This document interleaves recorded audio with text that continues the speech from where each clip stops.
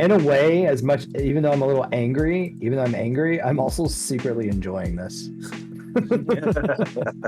You know, that So that says a lot, honestly. Doesn't take you back to being in the Fae. a little bit like being eaten by weird plant shit. Like this would not be the first time. That's exactly what I. I'm out now, and I use my bonus action. I'm now giant. Wait, what, large form? Yeah, large. So your rage is going to fade because you didn't make an attack roll, make them make a saving throw, and your bonus action was to go large form. I'm going in and out of this thing's mouth. It hasn't gagged or anything yet. I mean, I'm a little questioning stuff here. No Constitution saving throw. Bro, it's fine. a pro, dude. This thing is a pro.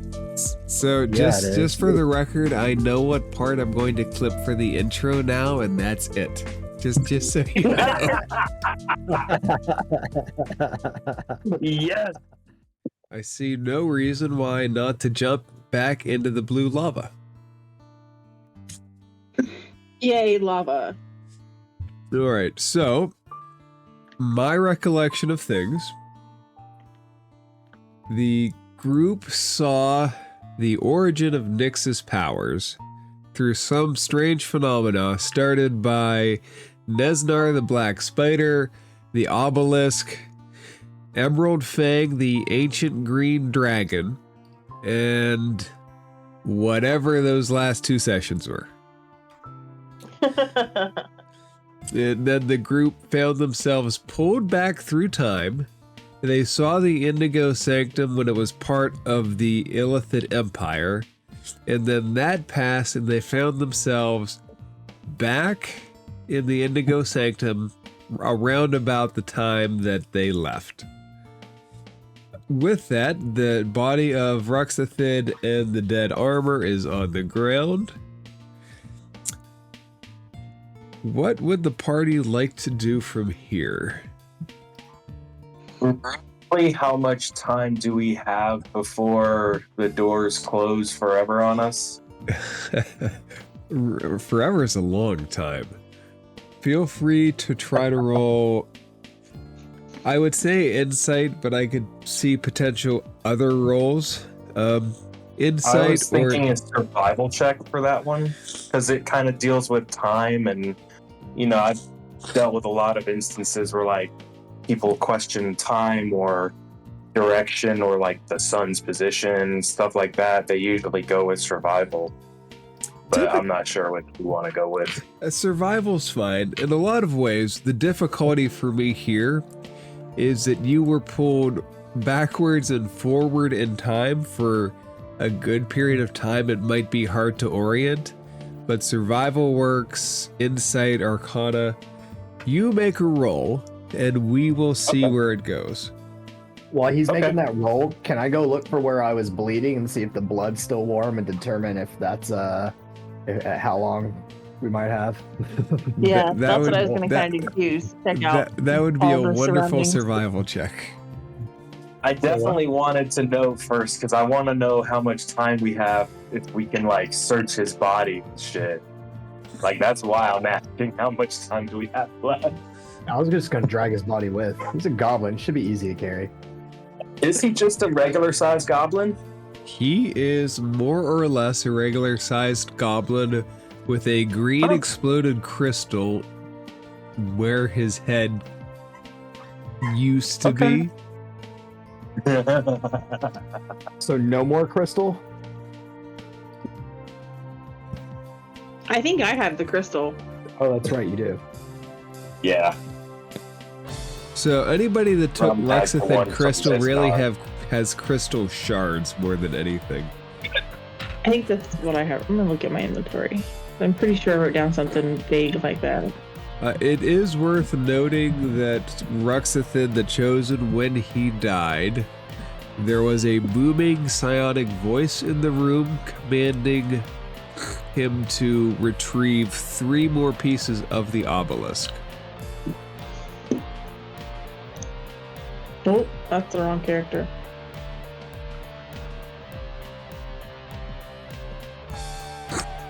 I do have part of that in my notes. So I have select the 4 shards. Do we have one from this dungeon? Collect the... So... that's how to put this. So there were 3 specific ones that I remember that were laid out. There is a potential other one somewhere in the world. At least one other one in the world. You guys each have your own little piece kind of at this point too.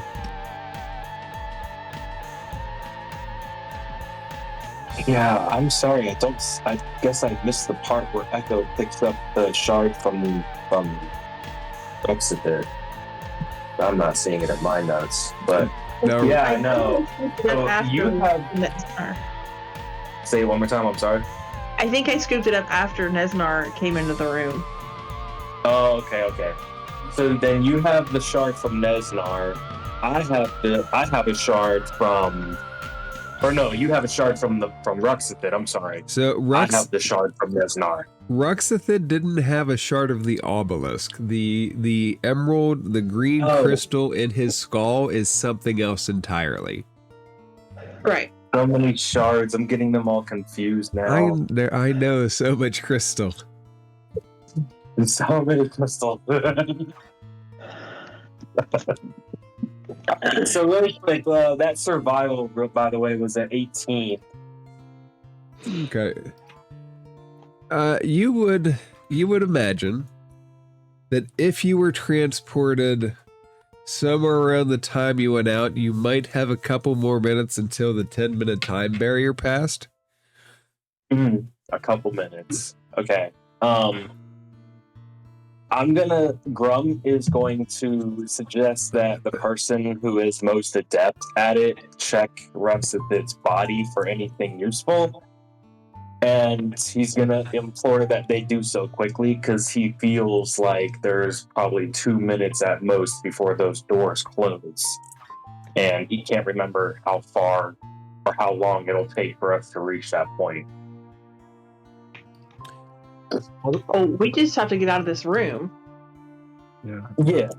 But like that's why I'm saying like to get for the sake of checking Ruxathid, just whoever has the highest investigation do it once, maybe receive aid, guidance, whatever, just get it done and over with and we haul out. Role play. Yeah. You know?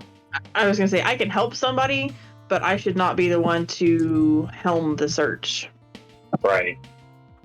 Yeah. I mean, I got a -1 in investigation. So. Oh, I have +0. Yeah. I have a +1. Oh, The so fuck? yeah. Well, let's yeah. help Drum. Wow. Oh my god. I'll give you guidance. Roll. I'll give you guidance. Okay, fine. Fuck it. I'll roll. You said you're giving assistance, Echo? Yep. That's hilarious. All right, rolling at advantage, and then regardless, I'm gonna roll a +4. Yeah, +4, baby. I don't even know if it'll read over. I want to make it very awkward when I give Hold on. guidance too, since it's touch. I like get really close to you, like to your ear, and I'm just like, "You got it, champ." So actually, that investigation should be a 24 because it didn't show my advantage. I don't know why. What's been having the weird thing when it rolls advantage instead of picking the better one, it just tends to for some reason take the first one. Right, it's awkward as hell because I feel like I'm lying, but I'm not. D&D Beyond is still going through its growing pains, and it kind of like sways back and forth on how good or how bad it is. On the map, it shows the 1 roll, but then on my actual character sheet, I see 14 and 20. I'm looking at your character sheet too. I see the same thing. So you're just searching Ruxathid, right? I guess. I feel like the armor was, or it was a statue at first. I feel like the statue wouldn't really have anything on it. It doesn't seem to have anything. When you search Ruxathin, you notice a medallion and a scimitar that was growing green during the battle, but it has since ceased to. Nothing else of note is really on him, outside of the green crystal shards, which Echo has already kind of swooped up. You said it was growing green? Or glowing? Glowing. I'm very stuffy perpetually in life. It's a curse. Okay. While they're doing that, I'm gonna go over and look at this office area and rifle through his shit. Make an investigation. Make an investigation check real quick. I will. Be quick about it. And if you don't mind, I'm gonna give myself a guidance 2. Sure, you I'm gonna got. follow that lead and check out this room. All right, so that'll be a 21. Woohoo! Pretty good.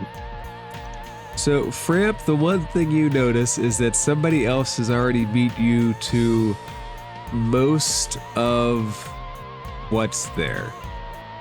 I bet it was that fucking spider. Damn spider. Yeah, I did go over there when he first made his way in. You do find a crudely drawn map that has 3 places listed. It's Talhundreth, Gibbets Crossing, and Crypt of Talhoot. Very, very crudely drawn map. All right. In a few minutes, when I can find my notebook, I'm gonna have to ask you those names again. Better yet, I'm just gonna put them in the chat. I will provide you Even better. with a crudely drawn snipped map. piece of art. Hell yeah, even better, bro.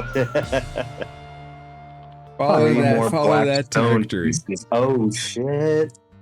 The town. Very underground. 3 more black pieces. Underground dwarf temple. That's fucking Kobold King right there, bro. The Kobold King? It's my Pathfinder game that we're playing. It's really like a level 1 to 6 intro campaign. And yeah, these kobolds kind of took over some dwarven mine or ruins, or I don't know. It's just full of dwarven like statues and carvings and shit. But like the kobolds took over and are trying to like take over some local town. So we have to kill the Kobold King.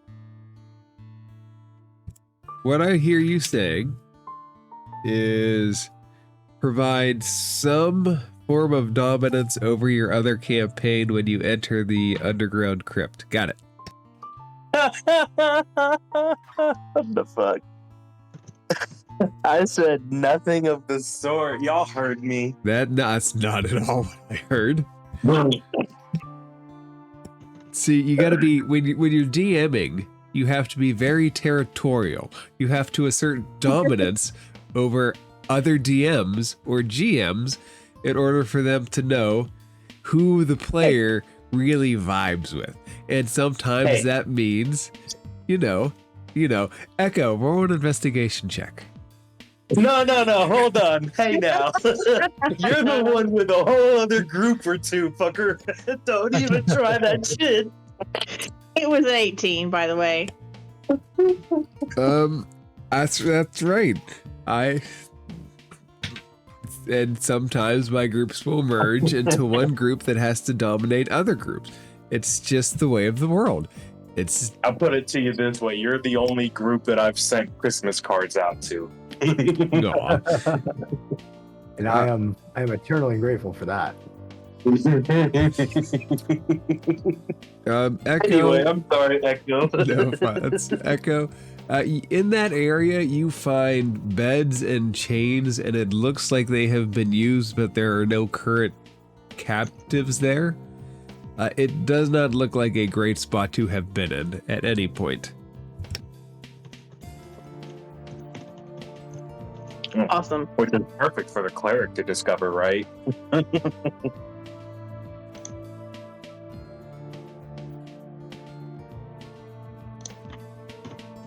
Nyx just kind of looks at you all as you all go about, looks down at Ruxathin in the armor. She's just spazzing out after seeing her, birth. She's got stuff to think about, y'all. So to make sure that I'm clear, there were a lot of references to Nyx, but the baby imbued with power wasn't necessarily supposed to be Nyx. It's supposed to be an ancestor of Nyx. I caught that part. Right. This was like her whole, like the beginning of her bloodline type of thing. It is the beginning of her magical powers. Right. It kind of gives an idea why a green dragon would grant those powers to somebody. I'm still holding out to see if that other green dragon we were told about is in fact the same one. Holy shit. You'd better hope not, bro. He was an ancient green dragon back then. Was an ancient. I promise you a group of level 7s could not... it's hard to promise. They would not have an easy time against an ancient dragon of any sort. Not everything needs to be fought. Not having an easy time is our group name. I want to know what magic items it was hoarding that we'll never have now. Never say never. Who was hoarding? The green dragon that was making its home in the Thunder Tree back above ground. It was supposed to have been hoarding magic items. Those are always fun. We didn't go. No, we still could. Yeah, there's plenty of time. You can all do plenty of things. It is one of the 3 things that were brought to our attention. We were told about the Fire Goblin, the dragon, and something else I can't remember offhand. It was the cow. Yeah, the tentacle cow. Was it the cow? Okay. Fucked up my axe. Yeah, but you got a whole new axe out of it.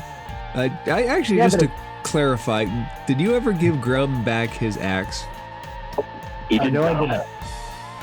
But we kind of got whisked away in time in the middle of battle, so, Yeah, kind here you of. go. But I will go and give it back to him. Here you go, buddy. Thank you for letting me borrow it. That was, pretty great. No, I'm just glad you were able to make it work for you in the end, and it helped you to be able to hold your own, I guess. Yep. But yeah, we got to find you a replacement. Yeah, we do. This Go ahead. Oh, no, you go ahead. Oh no, Echo's gonna pipe up and say this is very sweet, but we gotta go. Yeah, 2 minutes, probably less than at this point. Probably like a minute and a half to 1. Would the party like to rush to the elevator? Yes. Please. Yes. Don't want to be stuck here forever. While we're rushing really quick, you mentioned the tentacle cow. Did we ever check up on the spooky cottage in the woods, or is that one and the same? I don't think we went to the cottage. The cow was not at a cottage. It was in a field by its lonesome. Okay, so then that's the last rumor that we have to do from well, that and the eyeball monster, but I think the eyeball monster might be Nothic again. Anyway. Let's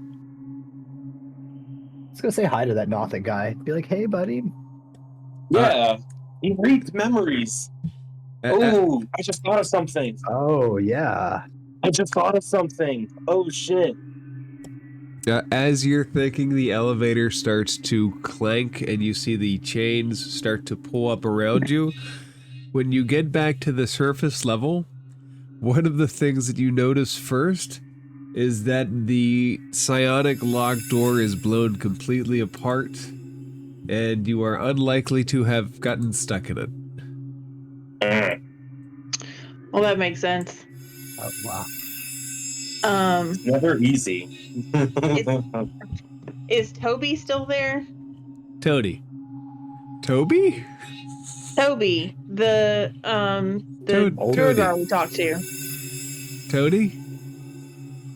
Is it Toady? Sure. Toady. It was Tony. Toady. Yeah. Whatever. Amadeus. I was close. I didn't call him Alfred. Make a perception check to see if you see Alfred.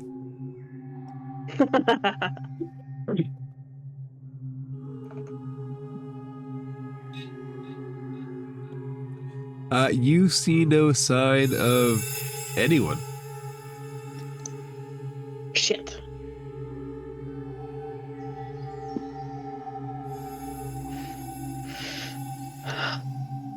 Well, how are we gonna destroy this place? I'm no mechanical genius, but it sure would be helpful if we had some explosives. We are in a mine. There's got to be explosives somewhere. You know, that doesn't seem like a far off assumption. Maybe we should check in the room with the fire auger. Ooh, yeah, fire auger.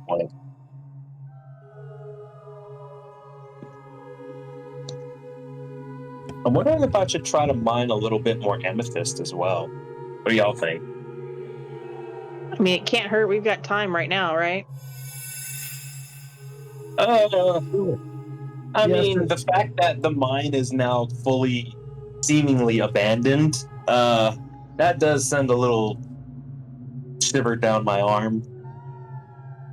Well, that's only if the shit-eating monster isn't still eating shit. And then we still have all the goblins upstairs to look forward to. Although I do have Bessie. Bessie's up there. She's probably waiting on us and scared out of her mind. Misses her papa. How effectively can you communicate with Bessie? Next long rest, I'll probably swap speak with animals back over. For my on my magic initiative. So, but for now, I mean, I don't know. I think just beast bonding is where I'm at. Okay. Do we want to split up? I'll mine, y'all look for bombs, or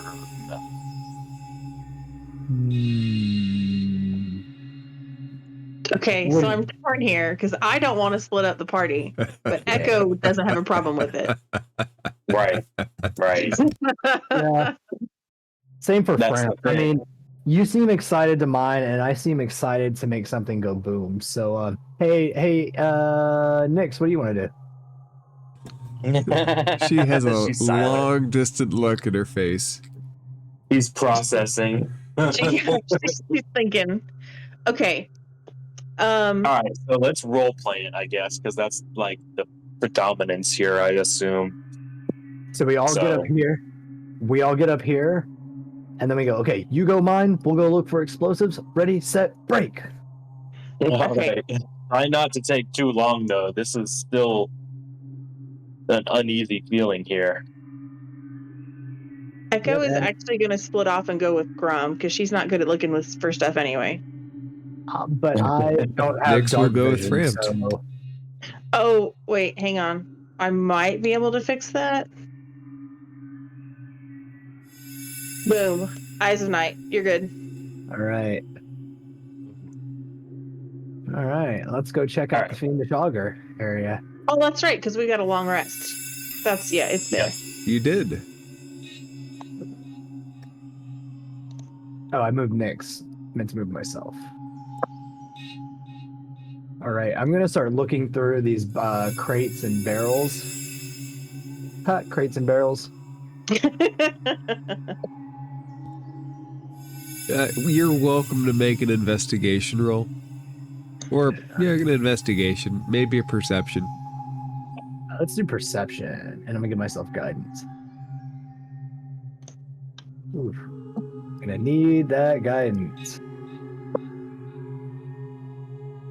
Whoa, 17. Okay, let me get back to the chapter that describes those barrels. Zorzula's Rest, Z18.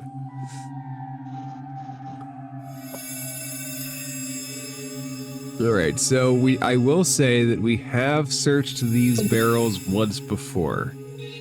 Oh. That's where... They're mimics. Yes, they're mimics. They're all mimics. Roll initiative. No. Hey, yell for help.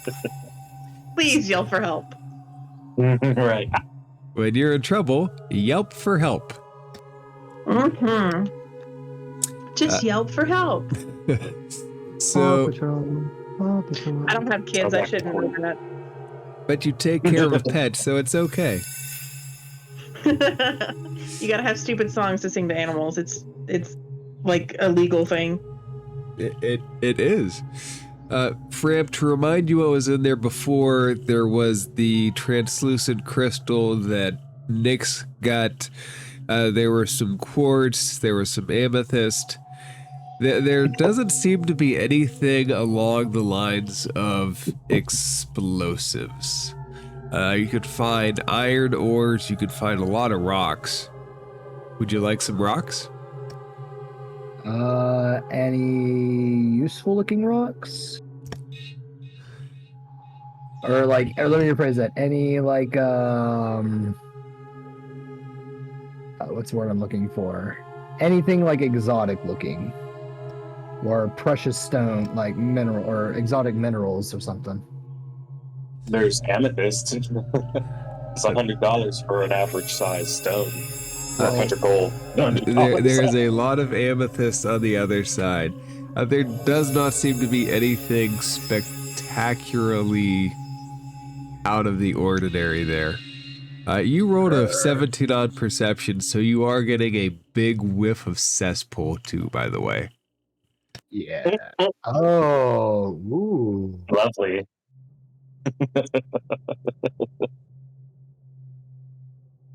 Light bulb. And Nyx blankly stares at me, and it's like a light bulb. I know. I don't know what it is either. I just said it. But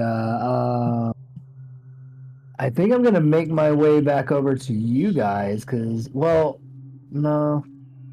I think I want to check out the auger too, real quickly, and see if there's anything boomy, like a fuel source or something. You can make your way back to the auger. You also investigated that once before, searching for a similar thing, and you found out that it was mostly magically evilly powered. I remember there was like magic stuff. I didn't know if there was like any kind of oil to keep it. I don't know, something. Something petroleum based. You could potentially find something oil-based that would keep it lubricated. But probably not a lot. Enough to keep it lubricated, not probably enough to set off a large incendiary chain reaction. All right. Well, I do still have another good idea. So I'm going to just make my way back, assuming nothing pops out the way, and watch you guys hacking away at rocks. Echo's actually just watching Grum right now. Okay, well, watching Grum hack away at rocks and you being completely useless? No, I'm just kidding. I think she's just enjoying the entertainment, really. Just enjoying watching you work, is that it? Yeah, that's it. Just leaned against the wall, their arms crossed, just watching him work. I'm whistling while I hack away. Guys, latrines, and one of the reasons I've always not enjoyed being in big cities is because, you know, the public latrines have a habit of exploding sometimes when not properly ventilated. And then I point behind me to, like, you know, in the direction of the cesspool, and then make like a, you know, wave my hand over my nose like, something stinks, pantomiming like all the gas. I'm like, Oh, that could work. Oh, you're talking about lighting it, filling up with flammable gas. right. I mean, Oh, gotcha. it might If we not. can get out of Yeah, there I like fast. that. I like that. Is there a way like we can create some kind of makeshift fuse? That way we can light it from a safer distance? Um, Let's see if I have any rope or anything. Or anything flammable? Also, if we blow up this section, we still have to get up a whole other level and outside. Right, Well, that's why I was thinking about a fuse. I got do two have ideas for rope, that. I Oh, think. go ahead. I have two Let me ideas double for check. that. One is either, Yep. the elevator does have a habit of breaking, but we can also take the little roller coaster up, and we might have to fight a couple of zombies if they're not dead already, and get out through the temple. Well, hold on. Here's the thing. We have to be able to make sure that the fuse is gonna get to where it needs to go. 50 feet of rope is not very long when you're talking about. Okay, so like if you take the roller coaster out, right? It's way over here. Let me get the ping thing. It's way over here, and it'll take us here. There's no clear way to like go from this point into here. There's only this path here, and then this one I forgot where it leads. All right. What if we took one of these mine carts, put like a torch in it, pushed it along this track, and hopped in the other one as it traveled along, and then eventually it'll fall in this little. How do you do the? I just hate doing this. Where does the elevator drop us off? Was it around here or something, or this? I thought it was here. So why don't we just take the elevator? We can create a makeshift fuse that literally goes just from right here, and like we can, I guess, have Nyx like use a fire spell, or I don't know if she has prestidigitation or something, and we could take the elevator up and then blow it that way. And if the elevator does break, she can use the same thing to like snuff it out. You know what I mean? think so. Where does this path lead to again? That's the only other clear opening I see. You're welcome to roll an insight check. We hopped over, but like at one point we went the north way into that room. Yeah, we did. You made a map. You were making a map. Yeah, dude. that's right. Yeah, I made a map, but I don't think So there where was does it anything go? over there. Grant? No, At the time when we I'll give you this because the map can be somewhat confusing because it's kind of layers. The only access to here is through the cesspit. The tracks run this way and go, I would say, over it. That is hitherto unexplored. But when we hopped over, we didn't see that there was like another hole leading into like the wall or something, right? Correct. The only hole would be through the cesspit.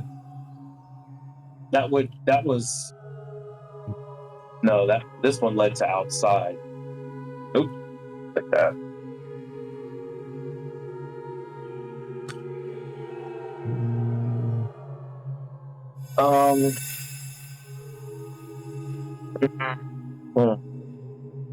You mentioning that freaking elevator breaking just ruined everything. Does Nyx have mage hand at all? Let me look at. I honestly kind of doubt it, but let me look. No, she has Mage Hand. What about prestidigitation? Does she have that as well? She has both. Awesome. Do so much with that. So I mean, if we got into the little cart over here, and she used Mage Hand to push one of these carts up here. Say we brought one of these, brought it over here, put a torch in, and then as we were traveling along here, she used Mage Hand to push that along, so that with enough force so that it can at least travel on its own, fall down in here, and hopefully ignite all this. So because going up these tracks would bring us to the upper level over here, and then we can go through the door and be out. The only chance is we might bring out the bottom of the top floor, since I believe it's like above here. So the way that I read this map, there is the railway isn't open to the cesspit. Like the cesspit dips down in. The rail goes here, up and around, and holds a kind of probably like cavern to here, which connects here, which goes over this entrance. Oh, I don't see. Okay. I don't think the mine is at all supposed to run into the cesspit. So I thought let's go over really quickly again. So let's go over again really quickly again. The only clear opening is this one and this one, which is unexplored. This is unexplored. This part goes down to the cesspit here. This part goes to the cesspit, and this part is only accessible from the cesspit. This part goes to the cesspit through this room? Right, it goes through here, it dips down into a ramp into the water. The track goes above it.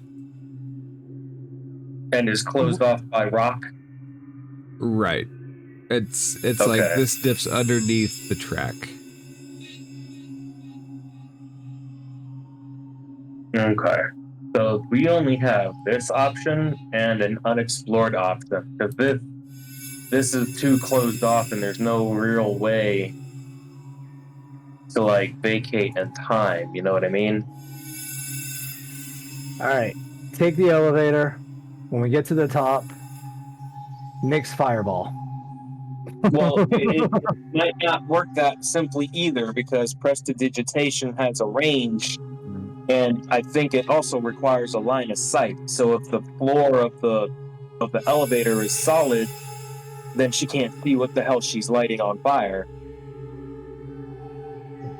So I need to light fireball. Oh, she doesn't have fireball. Yeah. Oh, lightning bolt. Prestidigitation is safer. It's not an attack. You know what I mean? It's just a simple lighting of an object, of a flammable object, as long as there's fuel. I know, but I feel like they've had flammable objects down here, so we need like a big flame if we want to ignite that gas. Well, that's why I was talking about setting up a fuse, and then so for example, let me see how far this goes. Let's say to here. So we can set up a 35-foot fuse, and then have the rest of the line is bunched up and bundled up, so that when it lights up more of like a campfire of sorts. That way it'll be a bigger flame. You know what I mean? Does that make sense? Yeah. Yep. Because the only other option I can think of is that lubricant in the auger that did you find it? I can't remember now. It did. So yeah, we could dip it in the lubricant. Yeah, I had a question. I have rope. I have a tinder box that has flint, steel, and also dry cloth, oil. Between that, the lubricant, would that be enough to probably turn 50 feet of rope into something, at least something that'll burn? How about we do that for 100 feet of rope? I think I only have 50 feet. Let me see. I have rope too, so if we tie them off together, we can create a roughly 100-foot line, and we could definitely be safely the hell away. Do you have any booze? Let me check.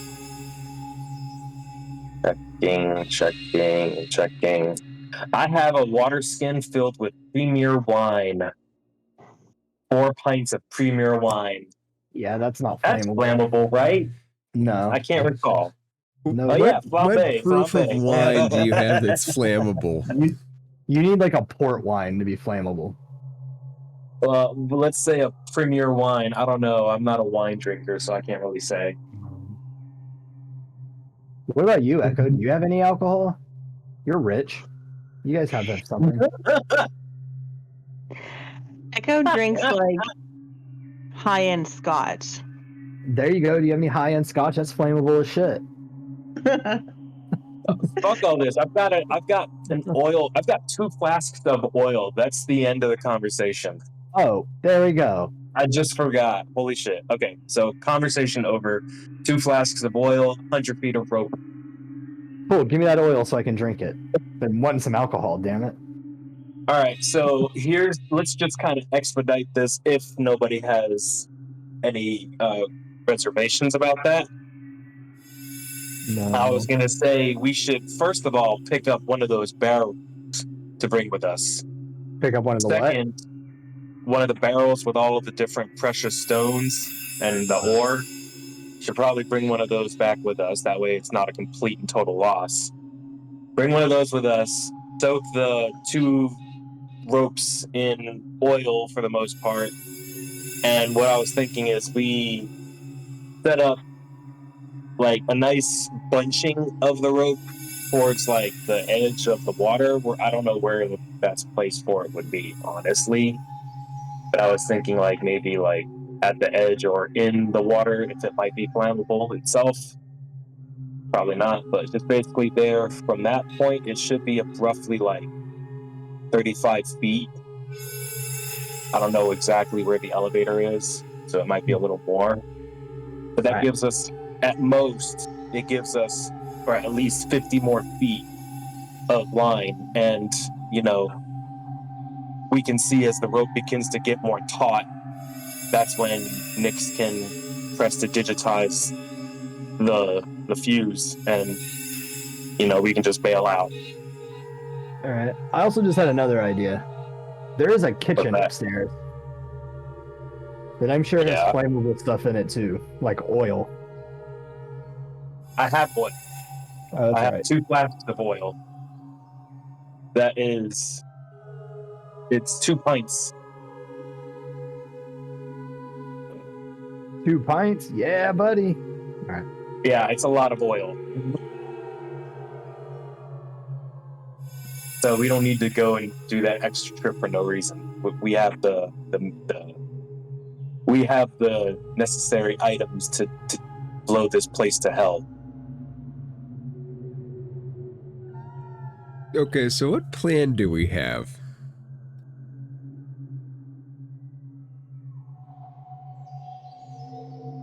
We're gonna. So far, the plan. Look at me.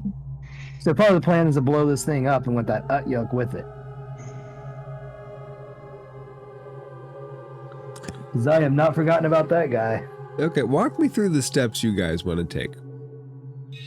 Step 1. So what I'm thinking, step 1 is we're gonna pack up either front barrel that is filled with the different you make, but or one of those barrels. In the room with Phoenix Auger. But as far as 29, room that's with dunes look like. Hold on, you're cutting in and out pretty badly. Okay, yeah, okay, good. I was about to say, is that me or someone else? It's like I can't hear anything that's going on. Right. Yeah. Okay, so step 1. Is that better? We will see. So far, so good. Yay. You may certainly try. Hey, You that's hear me better. now? That's better? Yes. Okay. All right. So step 1, See? and he's gone. Yeah. Oh, no. Oh Snake no! world with the different stones and ore. Oh, come on. No. Hello? All right. Let's simplify this. Question 1: Can you hear me now? to what extent are you guys going to interact with the cesspit? Where our goal is to not interact with it so much as send objects down to interact with it. Okay. So you Send guys. object. Although I'm not yeah, gonna lie, makes guys, I kind of want to fight that Utyug or Otyug or whatever you call it. I think it's Udyug. Udyug. Utyug. You're welcome to go taunt it. Ooh, let's light it on fire. I'm sure it will be when we blow it up. I'll give you this. The last time you interacted with the Udyug, there was some kind of translucent light coming from... Well, there's some kind of light coming from it, or the cesspool, or something else. I don't remember that. Man, that was so long ago. It was very faint. I It do. was a few sessions ago.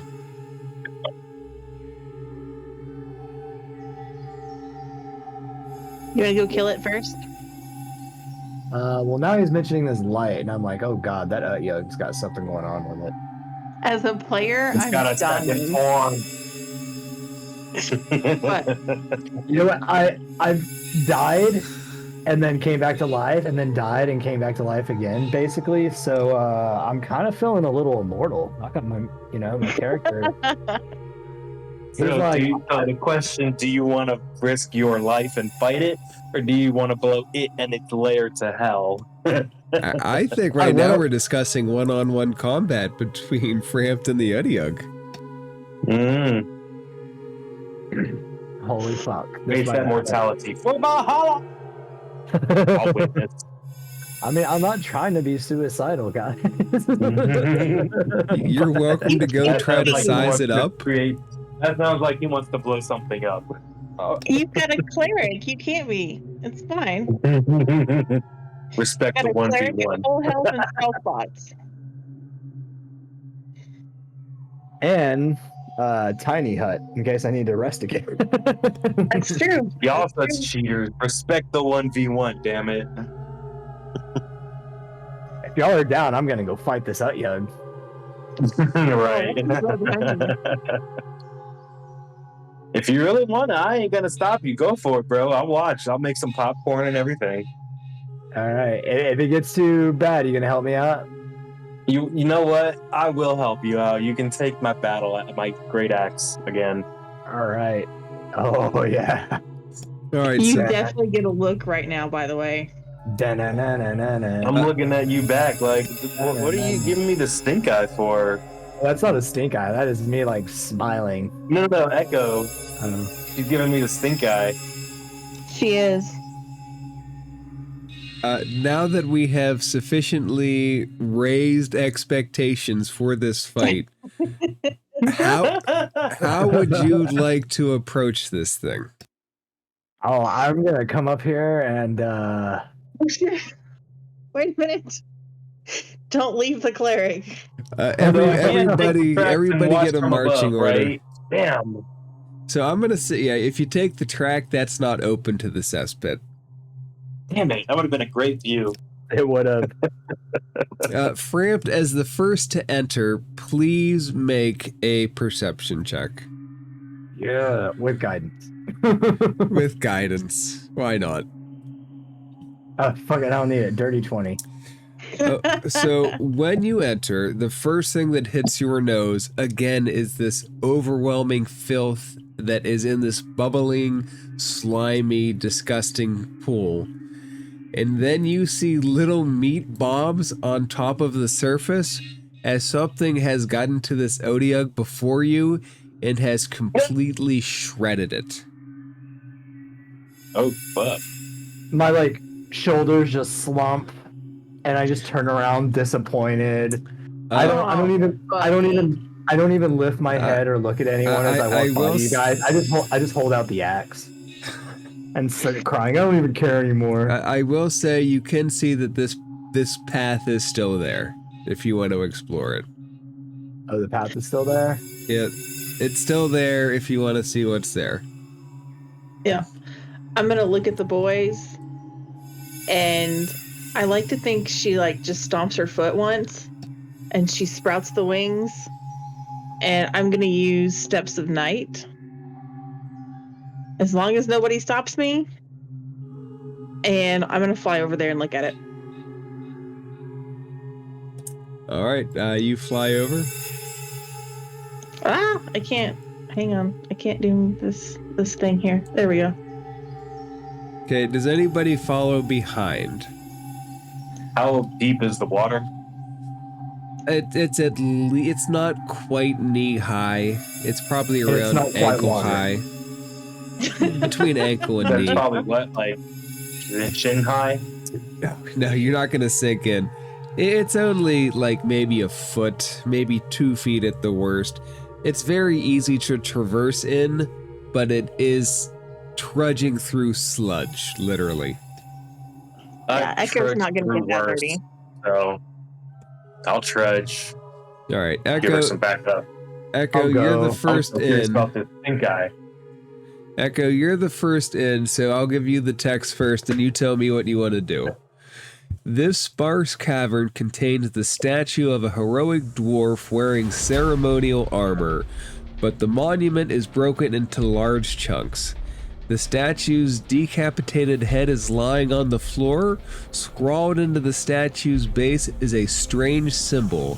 Smears of strange, dark, dripping fluid mar the iconography.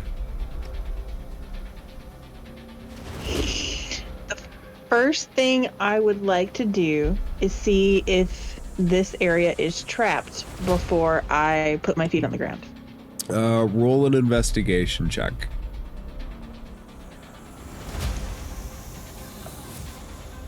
14. You see no signs of traps. There's no pits. There's no darts. There's nothing that suggests this area is trapped. Okay.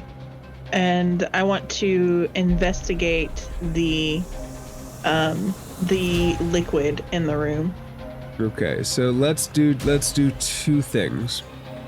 So first things first, as you begin to examine the altar, the liquid kind of opens up into your mind, and you see a green light, and you see tentacles and floating things start to fly around you, as if they're both there and not there.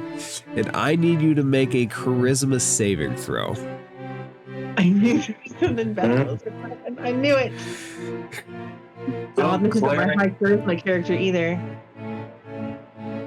Yeah, go Cliff. Oh, nice! Nice! Wow. That's actually really awesome. That is an incredible time to roll a 26 against what I will tell you is a DC 20 saving throw. Whoa. Whoa. Take that, DM. Don't taunt him with my character. Time for you to be my shield for a change. Please, Todd, by all means. So these things are floating around you, and as you stabilize yourself, you are looking for a brief moment into a place that is both created and uncreated. And it's like matter rips apart and reforms and never formed and always formed, and time is completely meaningless in this space. And the things that you are looking at are both eternally old and eternally new.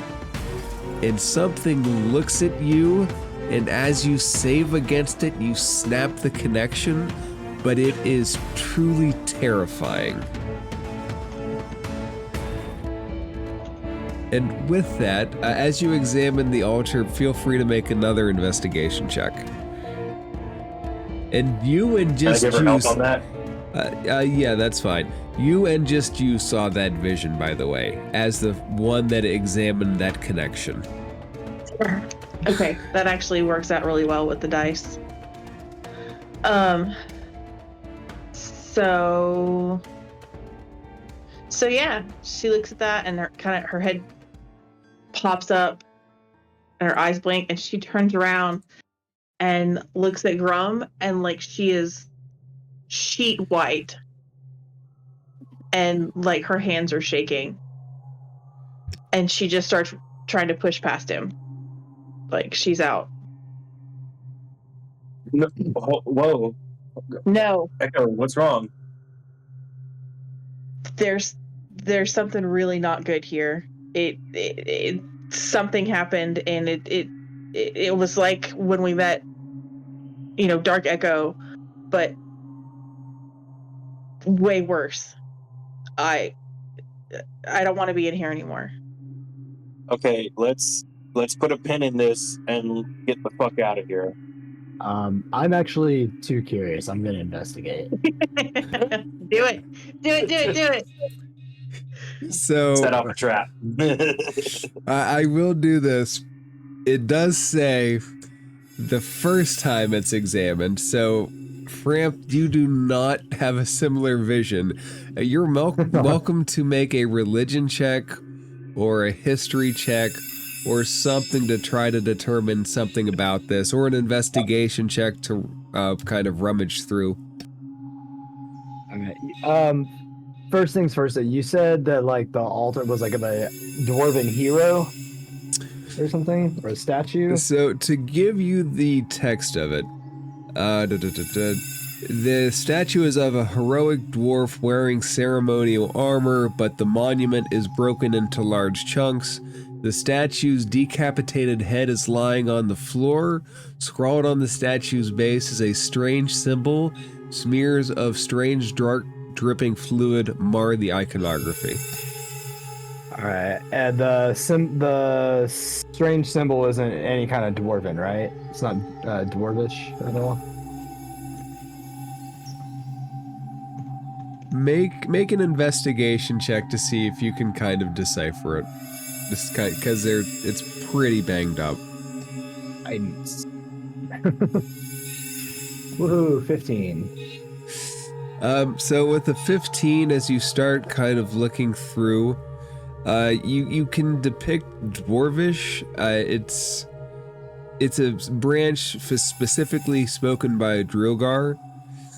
With a 15, though, you do spot a ring in the rubble.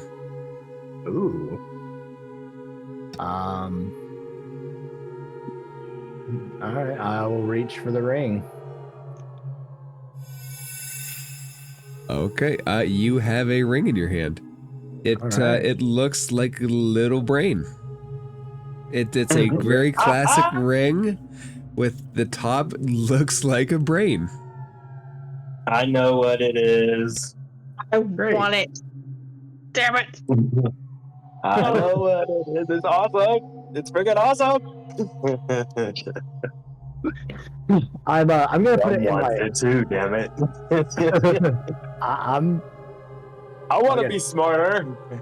At this point, you know what? At this point, I'm feeling invincible, and I'm disappointed I didn't get to kill that Utyuk. So whatever happens, happens. I'm gonna slide that ring on my whatever finger set. Okay, you slide it on. It looks interesting on your finger. Nothing immediately happens though. All right. I look at it and I'm like, guys, check out this ring. It's got a weird brain on it. That's cool. It'll make you smarter. Let's get the fuck out of here. Really? That's a great idea. I think it a makes me little smarter. uneasy now. He's like, he's not a dwarf. He does not like being enclosed in so many dark, cavernous places. He's not afraid. He's just probably claustrophobic. That, and there's no more like presence other than our own. That's more unnerving. All right. I'm gonna leave then. All right. Cool. Brianna Yeah, will love pretty this. ring. It's very pretty. I like that. It's pretty anatomically accurate. As I walk by, I like kick a piece of the Yug's like viscera, like disrespectfully.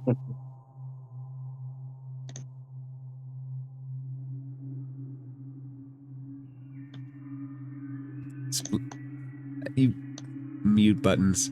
As you kick it, a large portion of the cesspool splashes up with your boot.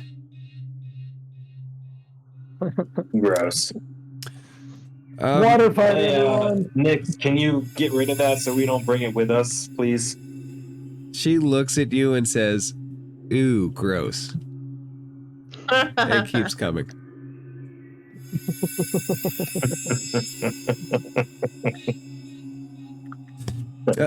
Ramped, as you take a few steps away, you kind of feel the ring trying to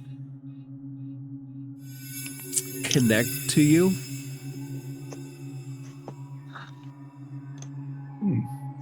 Like, ooh.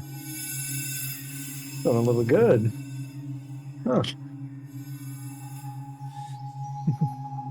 Hey guys, did you? Oh, go ahead. If you do not block the process, whatever it is will eventually attune to you, provided you permit it.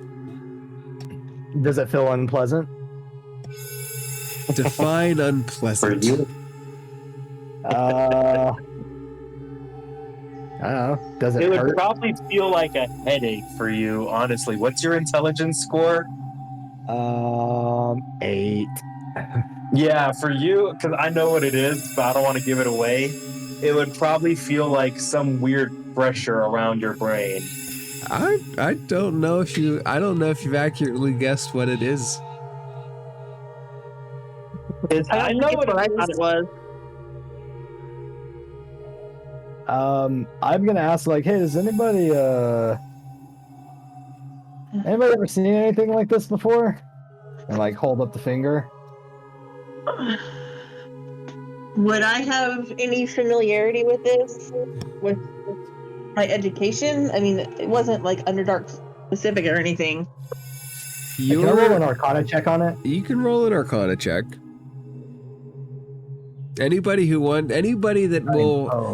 Frampt will allow to have access to it can make an Arcana check. A 6. Can I roll it at advantage since I know in real life?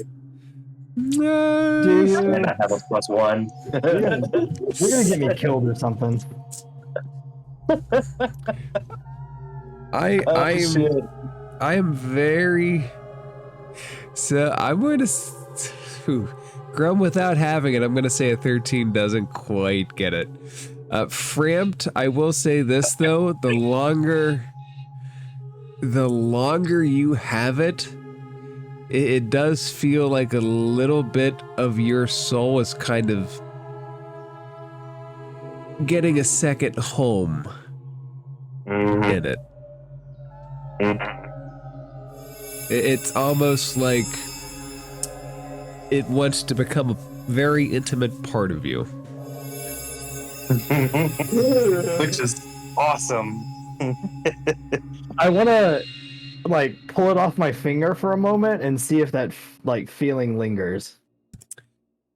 I'll say this.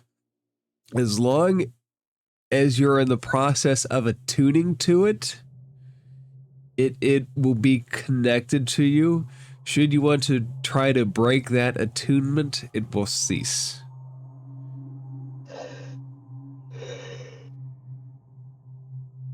Hey, really quick, I sent you a DM. Just say yes or no if I'm right. There's really only one way to know, but it's a very good guess. Roll insight, right?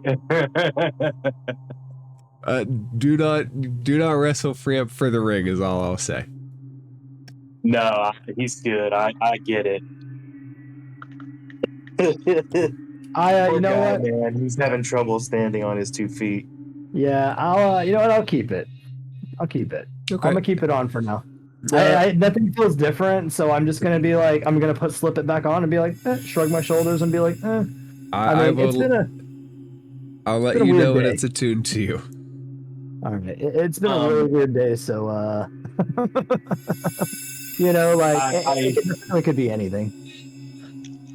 I did forget to specify, or ask rather, but that medallion from earlier, is that like just a medallion, or is it on a chain of sorts? Would Like, you is have it a necklace? would you have taken it? Yeah, absolutely. That and the scimitar. You're welcome to make Arcana checks for both or either, or however you want to do it. Okay, but was it on a chain at least? Something that I could wrap around my neck? Yes. Okay, then I would have done that It when I was grabbed wrapped it. around Specified. Ruxathid's neck, so your neck is probably certainly thicker than his was. So it Oh, might be a little bit totally a dog joker, collery. huh? So yeah, it might be a little dog collery. That's fine. I'm okay with that. Gives off certain vibes. You feel me? Grum, which one do you want to? What do you want, the 13 or the 11 to be towards the scimitar, and which one towards the medallion? Oh wait, no, the 13 was for the ring, huh? Yeah. The 11 won't give you any information about either. Nothing seems overtly charged about either of those items at the moment. All right. So let's say the 15 will go for, I guess, the scimitar, since the 11 was originally for the medallion. I'll say that with the 15, you think that whatever magic flowed through that scimitar was specifically attuned to Ruxathid's psychic energy. It does not seem to be magical without that.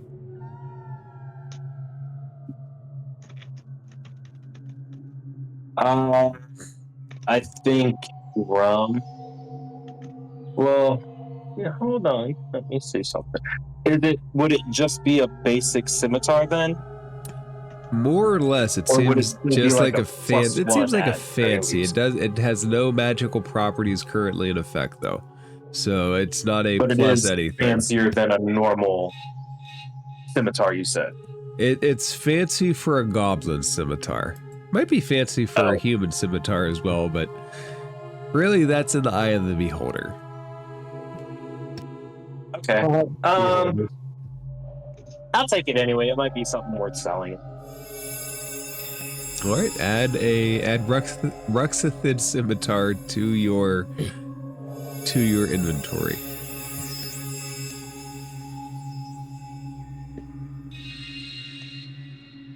Oops.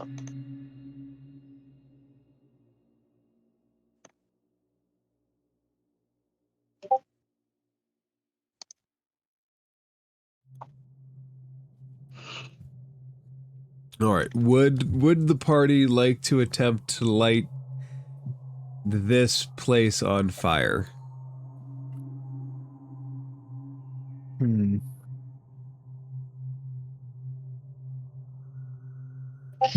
do it and get out of here.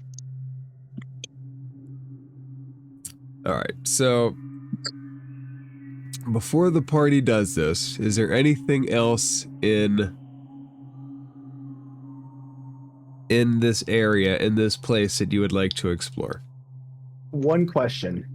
What would the distance be taking this thing up to the floor up top where the workers? I want to say the elevation distance is like 50-ish feet to 80-ish feet.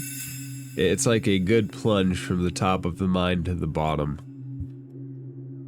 And would it be difficult if, say, the mine wasn't working to like crawl through it?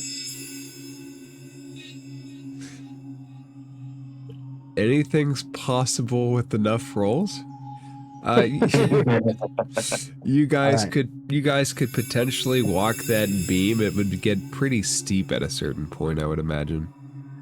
All right. Well, I mean, if it's still running, then we can take the cart. But guys, I think. Wait. You can use your maid hand through certain openings like that. Nix. Uh-huh. She just kind of nods. drools in response. But like, it seems pretty sturdy, and honestly, guys, I get the feeling there might be some dead dwarves up there. Would you guys like to return to the surface? Yes, but I want to blow up that cavern in the process. Okay, let's say you guys set up the stuff, Okay. and we will make a couple of group rolls when the party's ready to leave to determine effectiveness. Okay. First things first, are we taking that barrel of stones, or are we gonna just nix that? Nix. He looks at you. She's not amused. I would say give me heroic inspiration, but I already have it. For that, subtract 1 heroic inspiration. No. No, it's fine. You keep your inspirations. Okay, what is the group taking from the mining level? Let's move up to the main level. Is there anything you guys want to try to explore on the main level? You're talking about this one, right? Correct, the entrance level. So we're heading back up Didn't there. we already explore everything? Well, I mean, we didn't go in the room with the workers. But I am curious to know what's going on with Lord Shiny. Which room with the workers? This one down here? Yeah. I mean, Yep, we rode the cart. You and Echo got out of it, and they became hostile. It was, Yeah, you guys did kind of like a roller coaster up. They put some big chunks into the carts. You guys jumped out of the carts, had a quick battle before going back down to this level. Right. That's like when we realized why they had this door barred off, so that the Durgar here were like sealed in. But was there anything of note in there? Did we have any time to like actually notice anything while we were there? So what you noticed, there's a big glass panel that kind of separates things from falling off. There are mining and smithing tools, and the dead Drugar were kind of just going through the motions of mining and working on gear. You really didn't explore the full area. Oh, meh. Let's just blow this place. I'm ready to get out of here. Let's get Bessie.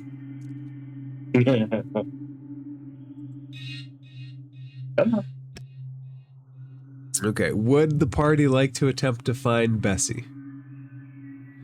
Yes, I would like to attempt to find Bessie. Can we move our people up there now, or? Oh yeah. Move to the part that you guys want to go to. You can access the outpost level by any method you want. There are 2 that you have went through: the elevator and basically the roller coaster.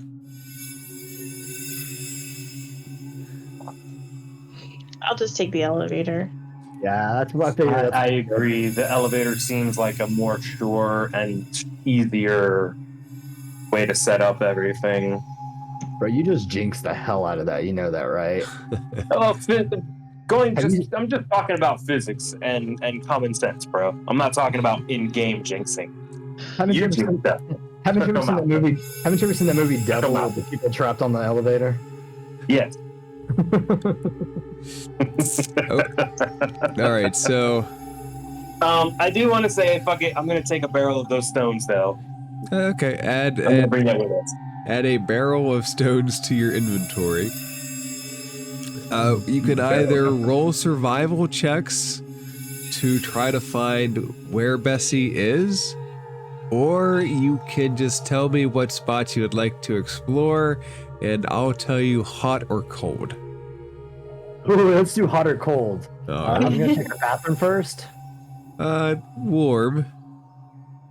I'm gonna go into the hot springs. Hey, you found her. What? Before I do go in there though, I'm gonna wash my hands in the bathroom, and then I'm gonna come out and probably my feet off, and then come out in here. Make an insight check. An insight check. Oh, and while he's doing that, Guidance. Grum is gonna just take a handful of random stones from the barrel and put them in his inventory, just randomly. So whatever it is, it is. Add random stones to your inventory. And Framp, Okay, you find I'll Bessie. expect Congratulations. Like a random gold piece roll. Bessie is excited to see you, and she puts her little giant badger claws on your hip and starts hitting you. Oh. And I start petting her and rubbing her ears and all that stuff. She responds well, even without an animal handling check. She will follow you if you want to take her. Absolutely. All right. You want to go home with me, girl? You want to go home with us? You want to go home with us? We'll all take care of you. Bessie's ears kind of perk up. Very excited. Very excited.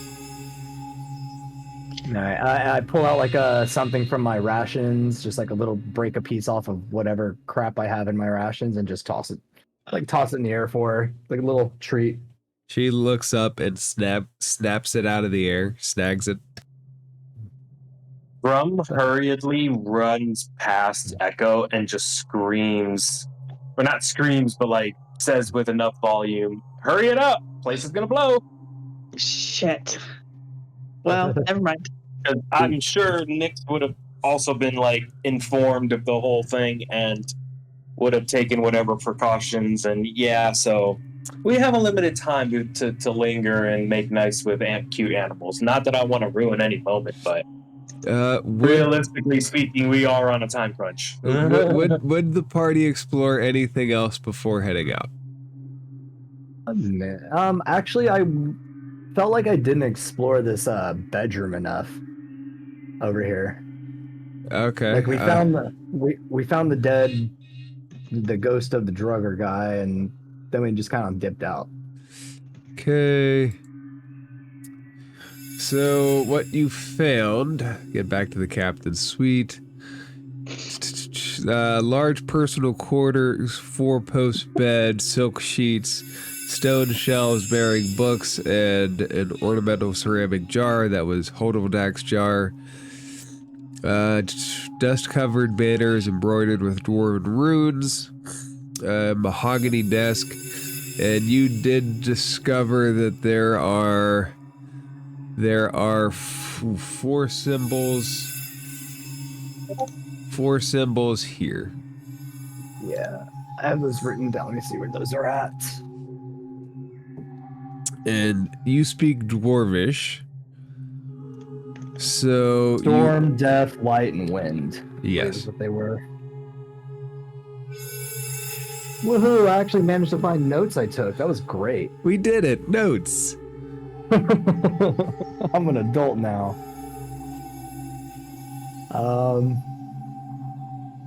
Alright.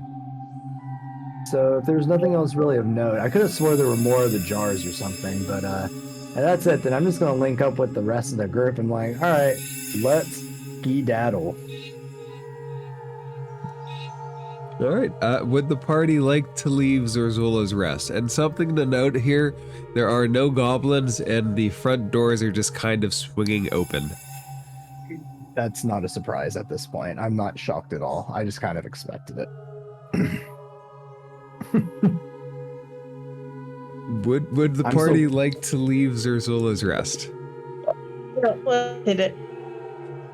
Alright. Hold on. Enjoy this piece.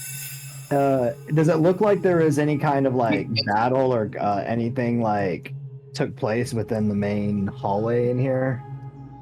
Like, you're welcome to roll an investigation check, or an insight check, or a survival check.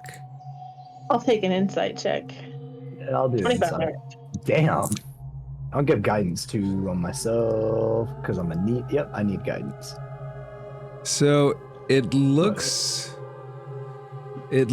like most of the goblins didn't stay after getting their new prophet. It does look like something came through and left a trail. A trail of kind of, I don't want to say destruction, but there's a path that certainly has some kind of ill intent. And I would remind you, there is a chopped up Odiug down in the mining level. Why don't you quickly give me aid and the other give me guidance? All right, you got I'm going to guidance. survive along that trail. Guidance. Fuck yeah. 21. Okay, so It's not 13. I'm sorry. It's not 13 again. It's 17 plus 4. I think he's interesting. So are you yeah, that's why I'm like, wait, let me just clarify, so just in case. But yeah, 17 plus 4, 21. Are you trying to follow the path? Or are you trying to determine what left it? I will like actually follow it to like the edge of the door, I guess. I want to, if it's possible with that roll. If not, I'll roll 2. But I want to try to do 2 things: to see where the trail leads off, and see if the trail is recognizable. Because I did spend that year in the wilderness in my backstory.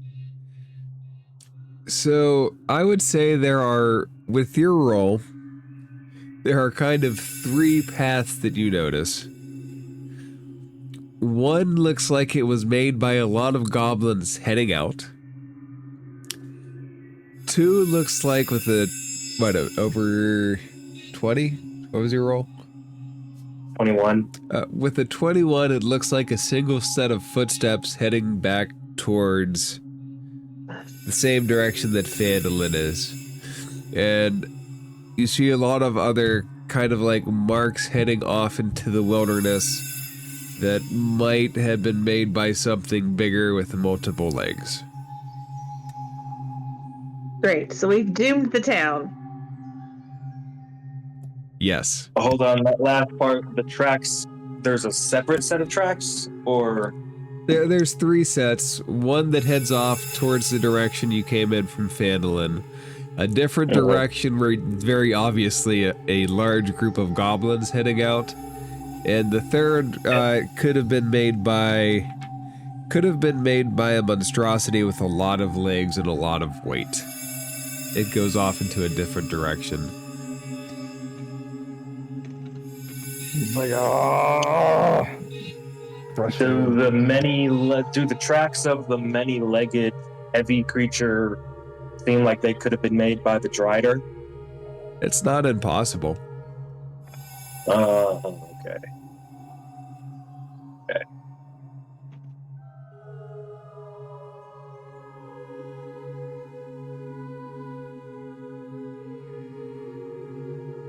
Well, what do you think, guys? Should we get back to town? Yeah. We should definitely blow up this place. Fucking condemn it to hell. Yep. Sounds good to me. All right, so does the party want to leave Zorzula's Rest? Yes, but we want to light that fire first. Okay, we'll do that roll in a second. That group roll to determine destruction levels. Echo, let me know when you leave Zorzula's Rest. Huh. Awesome. Okay.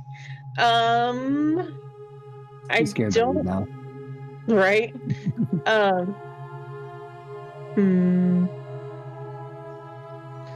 So, Grum's looking out the front door. Framth, what are you doing? I was really over here just to give Grum guidance, but I'm on my way out the door too. Hopefully Bessie's following. Okay. So That's Echo badger would stuff. be just like a half step behind Grum, looking at the tracks that he sees, trying to make out what he's making out. So probably as soon as he steps through the doors, Echo's going to follow. All right, Echo, you And by see. the way, all of that information that was relayed just now, Grum would have been like saying out loud so everyone else can be filled in. Kind of like Aragorn in Lord of the Rings does. Echo, you and only you see a very thin, pale light hanging in the far distant sky in the direction of Phandalin. Oh god. Bessie, get it moving.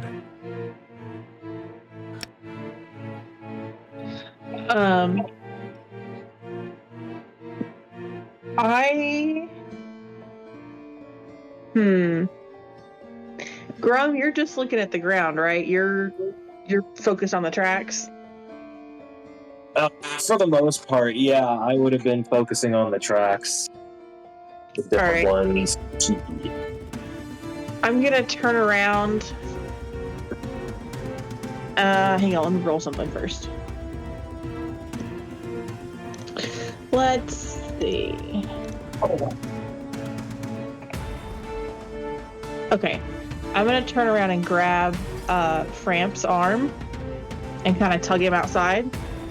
And I'm gonna point to the light and I'm gonna ask him, is that star usually there? Do I see this star? You do not. Calm down, Carol Ann. I don't see any light.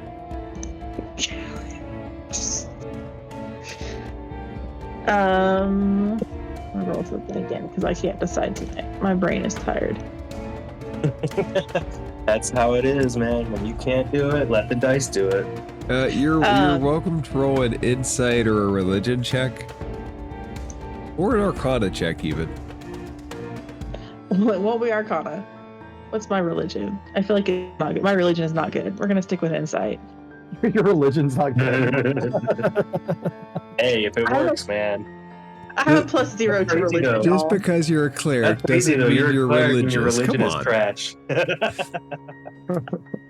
So No, I get it. It's intelligence. It sucks. with the 24 on insight, whatever was defiling that altar is of a similar nature to that distant pallid green light that is just hanging in the sky that only you seem to be able to see.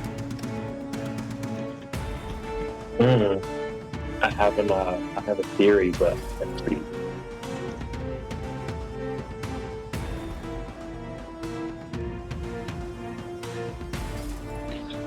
Guys, I really think we should go back to town now. Yeah, I agree. There's this single set of tracks has me a little concerned. No, I think there's something else going on. We really need to go. Huh? What is that? And then Grum will kind of take his attention away from the track. She's getting a little agitated now because she's already pretty sure that nobody can see this.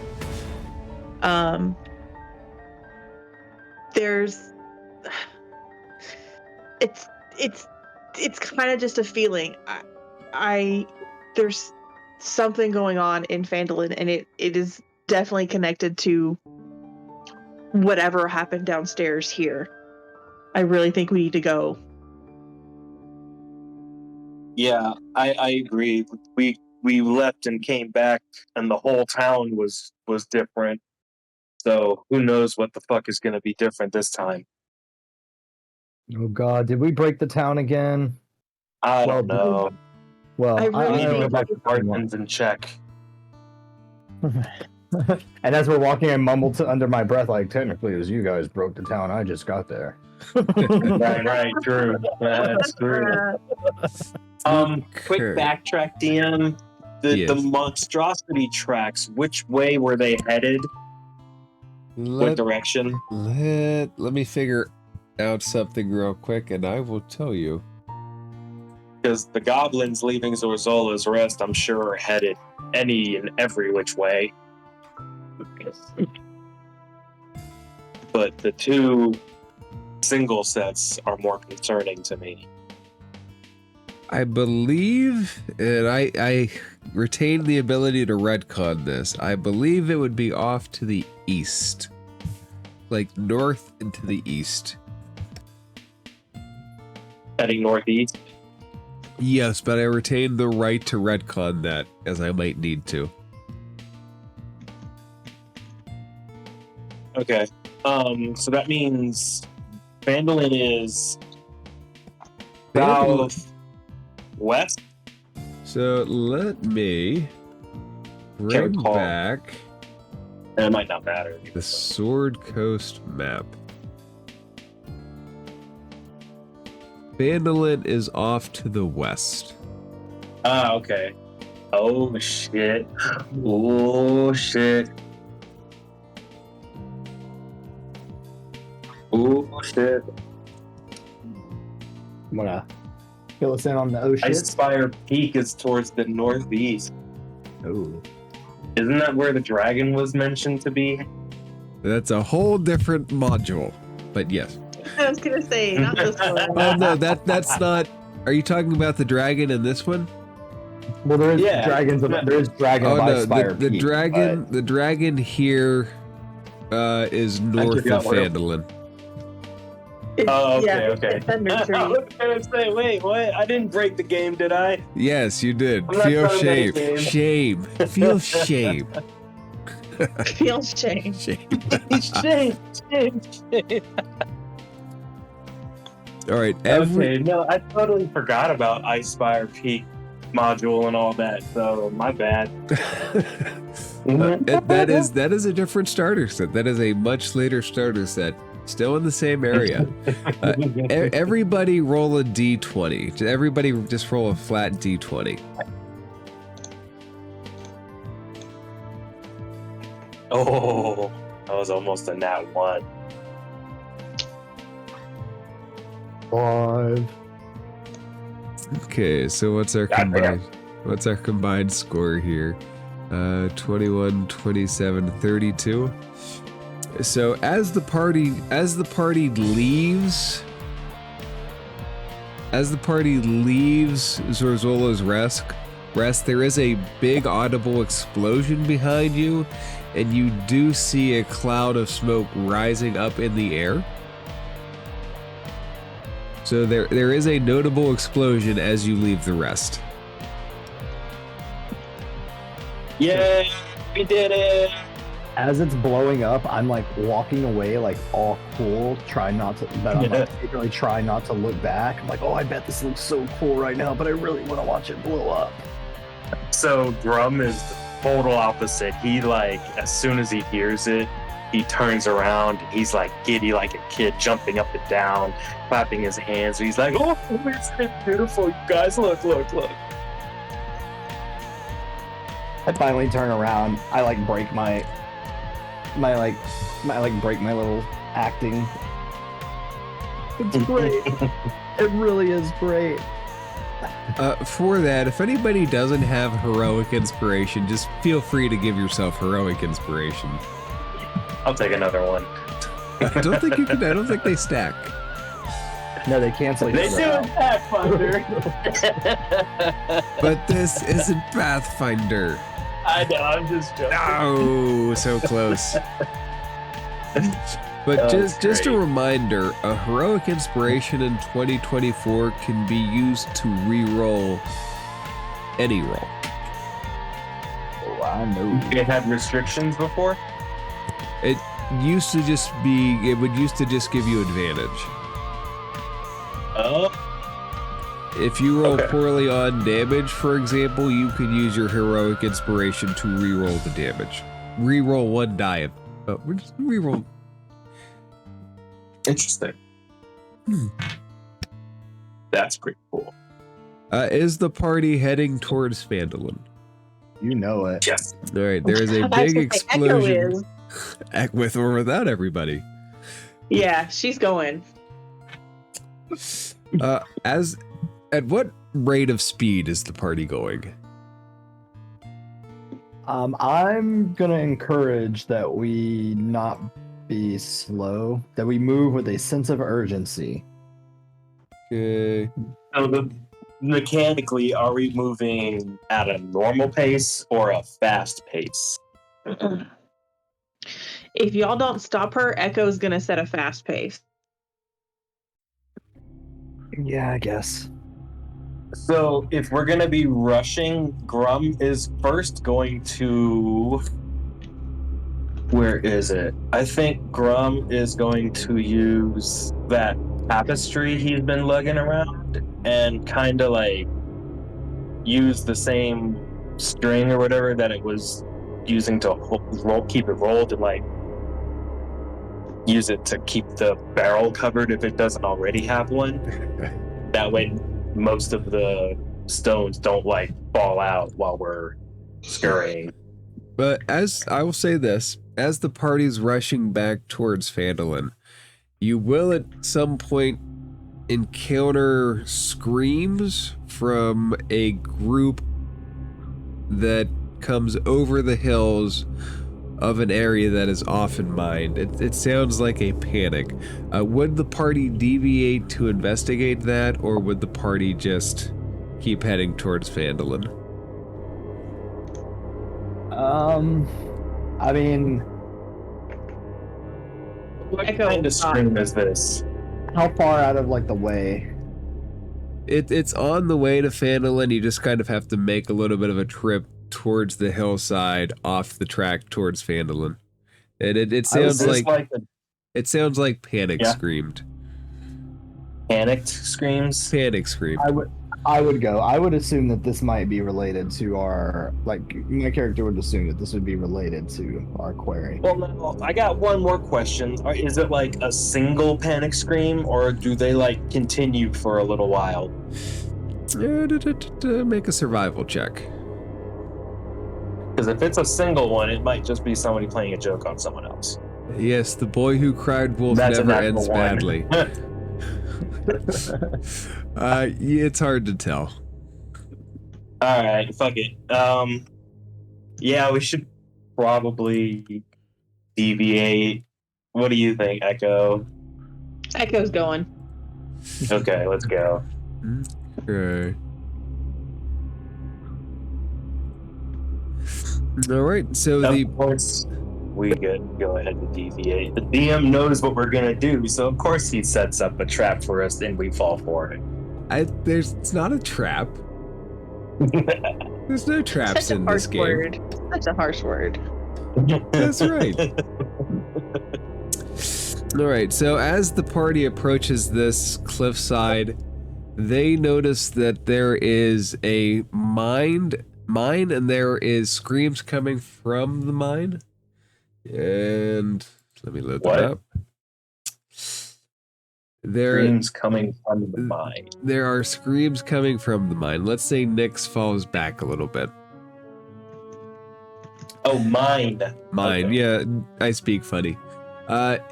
It is. It's the septum. Sorry. Yeah, the mine. There's a path that leads into the mine, and there are several voices inside calling for help.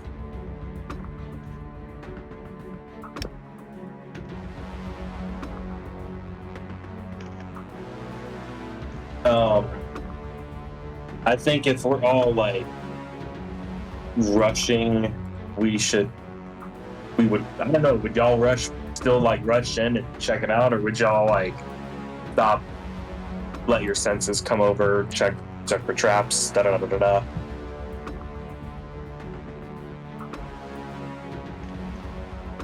Sorry, I'm typing. Hang on. Oh, speaking of typing, Cramp, check your messages real quick just to make sure you see. I just did. Is it the ring? What ring? You don't see any ring. Unless he wants you to, of course. Yeah, he's just said you just confirmed. So never mind. I'm good. I got my answer. Sorry, my first necromancer had one, and one of our first toxic players ended up being contained, so to speak. So it gave me a little dexterity boost.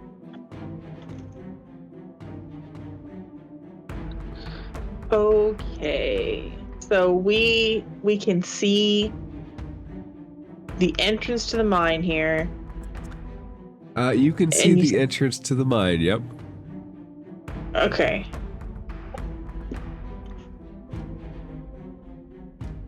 Does it look like rubble filled? Are we gonna have to dig into what is already viewable on the map, or Well, can we walk into the cave?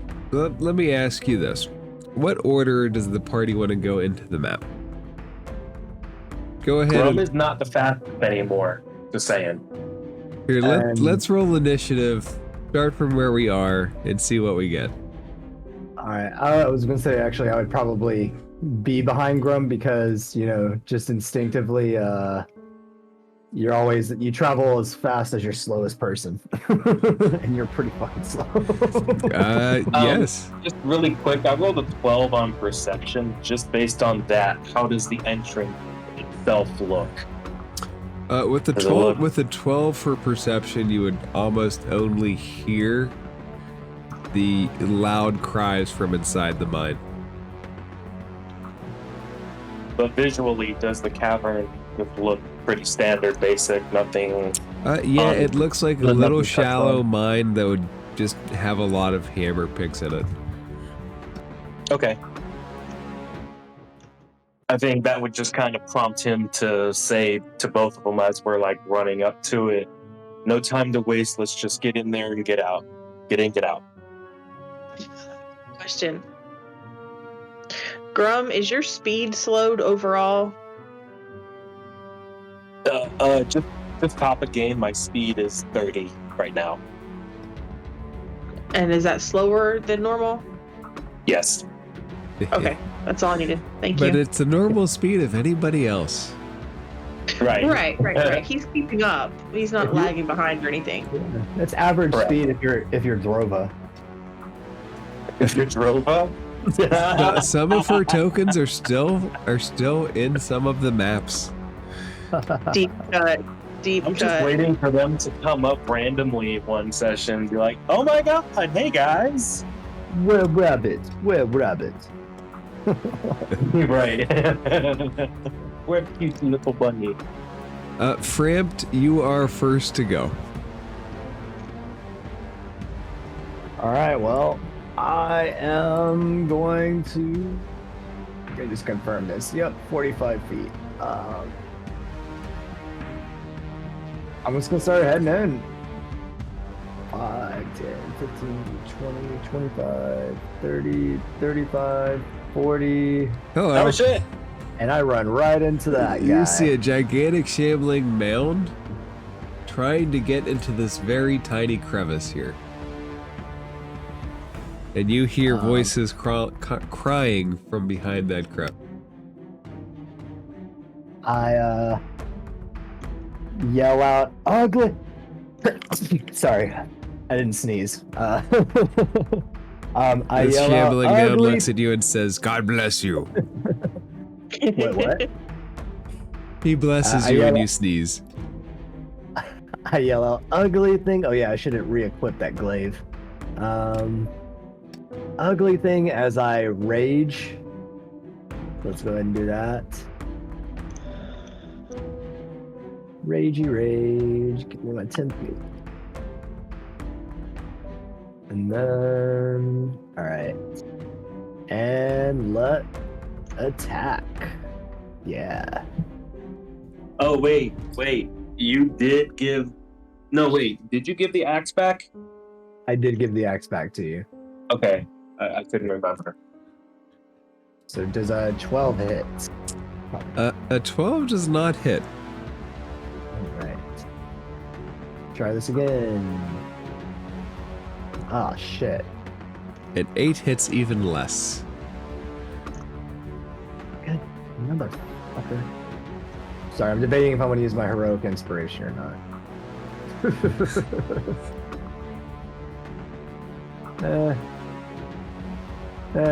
Screw it.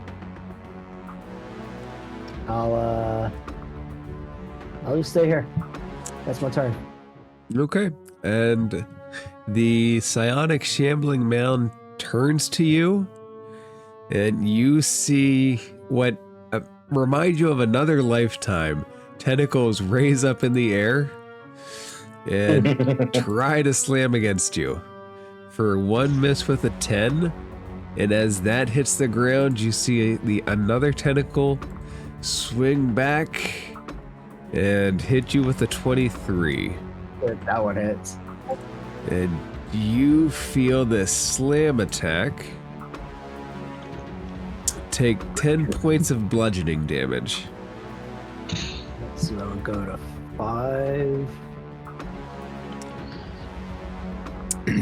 Any kind of like charisma, wisdom, or intelligence check from a psionic thingamajig? You would honestly think so, but no, I think they've certainly underpowered this thing.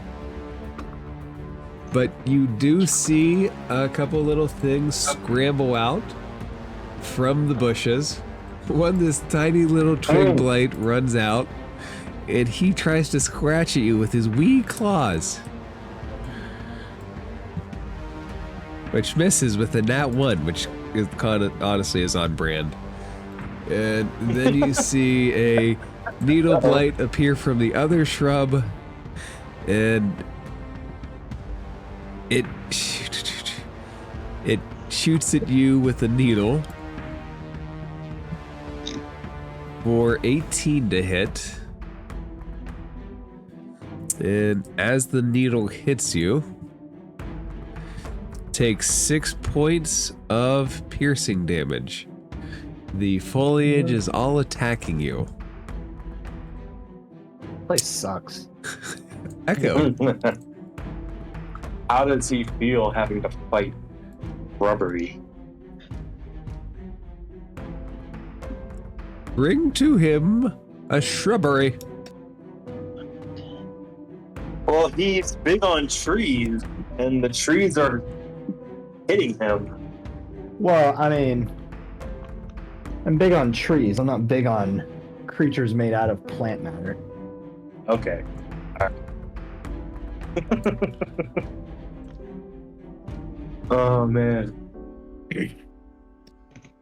Because from what I can see of the shambling mound, it looks more like, doesn't look very tree-ish. It looks very just like Venus flytrap, kind of looks like a Marlboro from Final Fantasy. Kind of, except those would probably be more dangerous.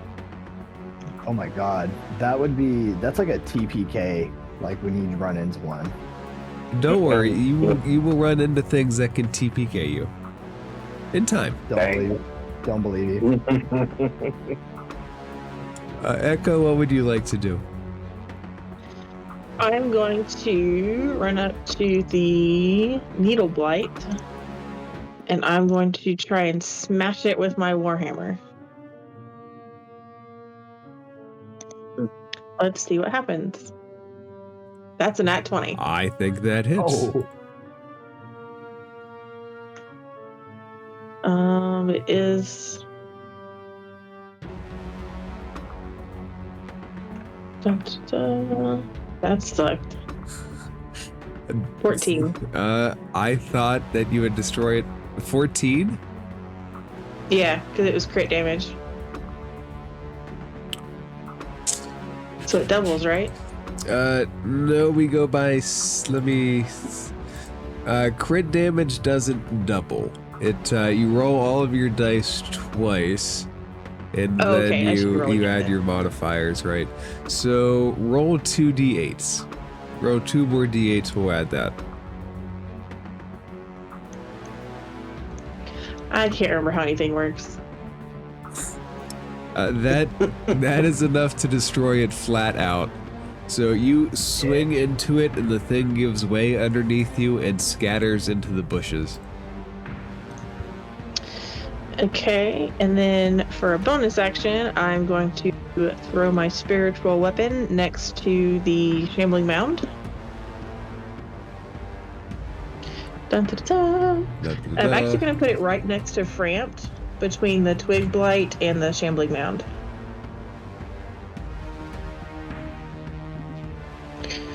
And we're going to see if I can hit the mound. I cannot. That's a nat 1. That's my punishment right there. That swings and probably comes closer to Framp than it does the mound. I see that. I just kind of nonchalantly dodge my like just unamusingly just kind of move my head out of the way and then just go.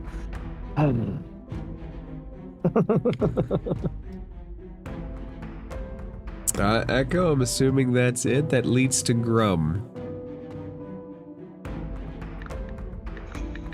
Come on, Grum, close that distance. You can do it. Oh, I already did the math. So 5, 10, 15, 20, 25, 30. And then I will bonus action Rage, which allows me to move half my speed. So 5, 10, 15. And then I will attack with my battle axe. Okay. 16 to hit. Your two-handed battle axe, or your... I'm holding it one-handed. Your great axe is your magic axe. Yep. 16 hits a twig blight. That's gonna deal bullshit damage, but it needs to do a con save. It doesn't have to. Twig blights aren't very powerful. 4 destroys it flat out, and it just crumbles.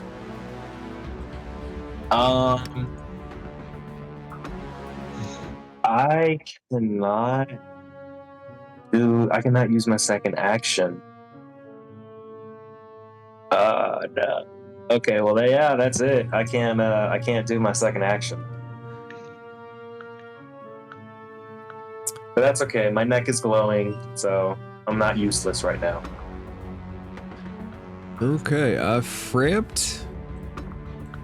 Everybody is rushing to you. They've destroyed the plants. Woohoo. I'm like, I'm a little disappointed, but whatever, they're not friendly, so I'm gonna try and hit this bionic shambler again. So I'm going to reckless attack this time. Cool. Ooh, nat 20.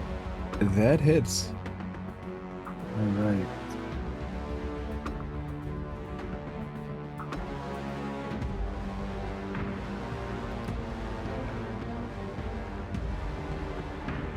Woohoo! And that will be 21 points of slashing damage. Okay, you slash into it. What's the mastery for that?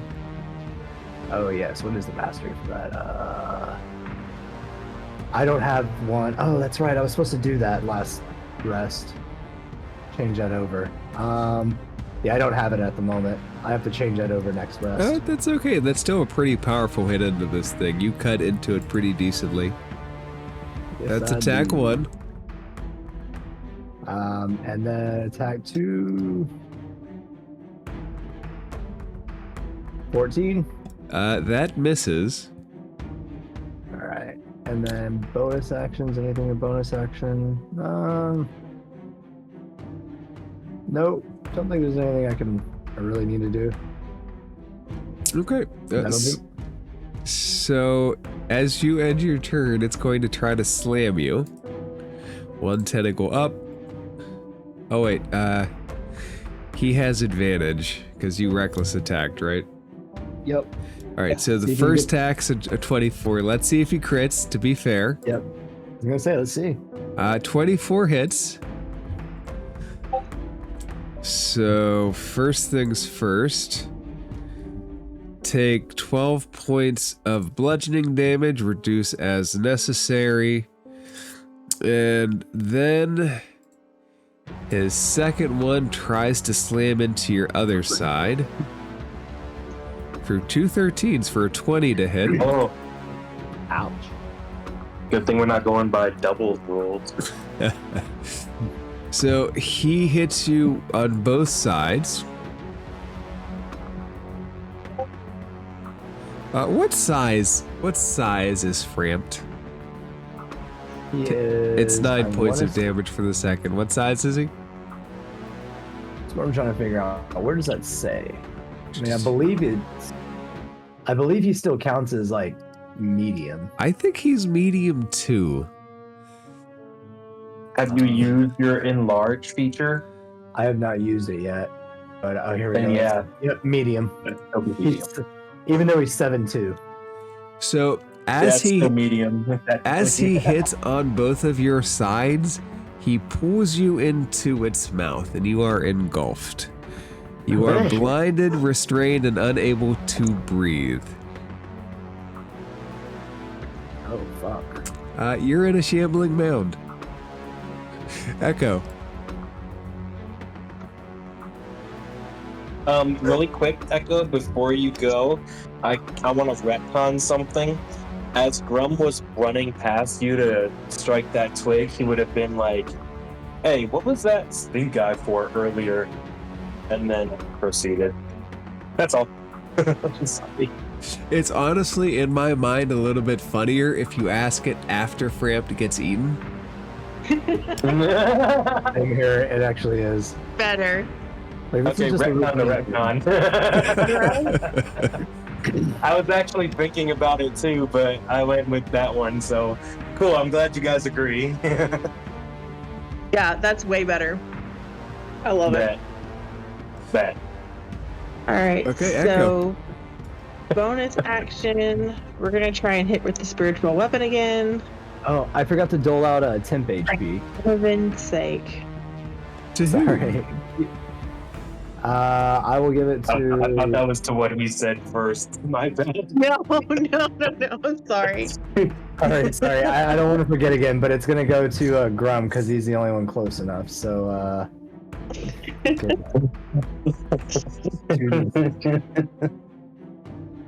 Grum, take 8 points of temporary HP. Thank you. That puts me right at 90. All right, sorry, Echo. I didn't want to forget again. No, you're good, honey. Echo, what would you like to do? Well, Not keep I'm- eating. try something because I think Framped can handle it. I'm throw Yeah. Toll the Dead at this thing. Do it. So I need a Wisdom 14. Okay, wisdom saving throw. Do I need to do one too since I'm in it? No, this thing doesn't have the property that transfers damage. He fails. It is. Okay. All right, 10 damage. Alright. It is damaged. Perhaps I would like to imagine that you kind of hear the tolls while you're in there, though, and they kind of echo. The fact that she named her character Wait. Echo just makes me happy so much of the time. Doesn't Toll the Dead go to D12s when You're- the creature's missing HP? It is. You're It does, right. actually. It should have been 8. It should have been 12. Yeah. I rely too much on my it's character higher. sheet. Where's my 12? Other way. There it is. Well, I just hope it's more damage. Come on. Don't be shitty dice. Don't make me re-roll this and get 2. What you gonna get? 15. That's better. High risk, high reward. Alright, Echo, what else would you like to do? That's it. I missed horribly with my spiritual weapon again. Okay, Grum, your friend is engulfed. Grum is gonna move, and he's going to first attack. Let's recklessly attack this thing. And that is gonna definitely hit That 24. hits. Yep. And as he swings, it needs to roll a con save, although I'm pretty sure it can't go prone. But as he swings, he's going to be like, "Hey, Echo, I'm curious about something." And Really? reckless attack Now? is only on the first. It's only on the first. Yeah. Okay. And like, yeah, I'm curious about something. And then he's gonna rear up for his second attack. And 21 hits. And so as that hits, one yep. comes down, like, yeah, that stink eye you gave me earlier, what was that about? Whack, whack. So first it does 11 damage, or 13 damage, and then 15 damage, and it is prone, if that is possible. It's hard to tell if a shambling mount is prone. It's just a big engulfment of tentacles. Let's say I'm throwing its weight off balance with half my ass sticking out of its mouth. Fall down. I'm so glad Grum missed that split. Okay, Framped, what would you like to do? You're currently engulfed. You are blinded. You are restrained. You can't breathe. I'm going to activate my large form. And try to end the grapple condition, which I have advantage on because of my giant's form. Okay, so give me a second to think here. Okay, so you're trying to get out of the grapple. Yes. Is probably a strength save is going to be your best thing there. Okay, actually, I'm not going to activate Giant's form. I thought it was part of it, but it's not the powerful build. I just have advantage. It's just part of the feature. It's just part of species trait. I have advantage on ability checks I make to end grappled.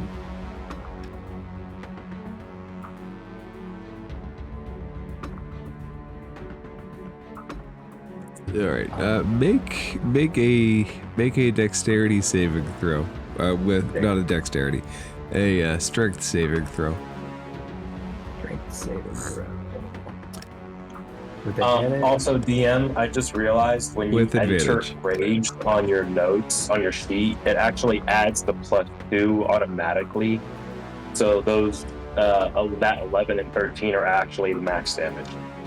I added +2 by mistake. Okay. I will note that, and Cramped, you can force yourself out. You slide out of this thing secreted in plant ooze. Does the breaking the grapple count as my action? That is an action to force yourself out of there, yes.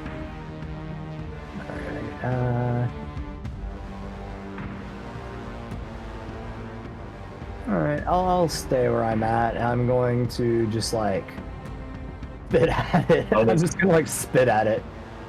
Bonus action, continue your rage. Yeah, there you go. Bonus action, continue my rage. Okay. Framped, I do believe that's your turn. And no, Echo, you're still not in distance. So I'll roll temp HP, and if it's more than what you have right now, Grum, 7. It's blank, but cool. Okay. Oh. All right, and the mound is going to try to eat you again. Damn. But you didn't reckless attack, so it doesn't have advantage. And Grum, your feature would give him disadvantage, correct? Let me reread my thing again.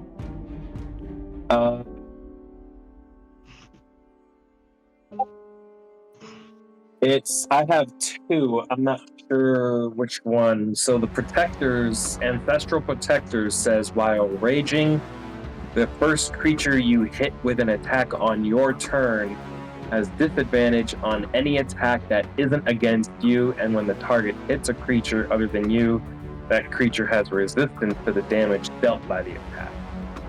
However, my Spirit Shield says if you are raging and another creature you can see within 30 feet of you takes damage, you can use your reaction to reduce that damage by 2d6. All right, so let's say that he has disadvantage when he goes against Grum this time. And Grum or Framped? Framped. Oh. 21 with disadvantage to hit Framped. What? Well, what? What the fuck? Oh, wow, dude, that +7. Okay, so Jesus. So 6 cut in half by Framp's rage will be 3. Cut in half by Grum's ability will be 1. So take 1 point of damage. Whoa. But that familiar... Well, it's really reduced by 2d6, so it might be reduced all the way down. do you want to use Spirit Shield? Yeah. Okay. Well, I don't know. Do you feel it? Nah. No, I'm You can handle. Yeah, I was gonna say you can handle that. All right, and let's see.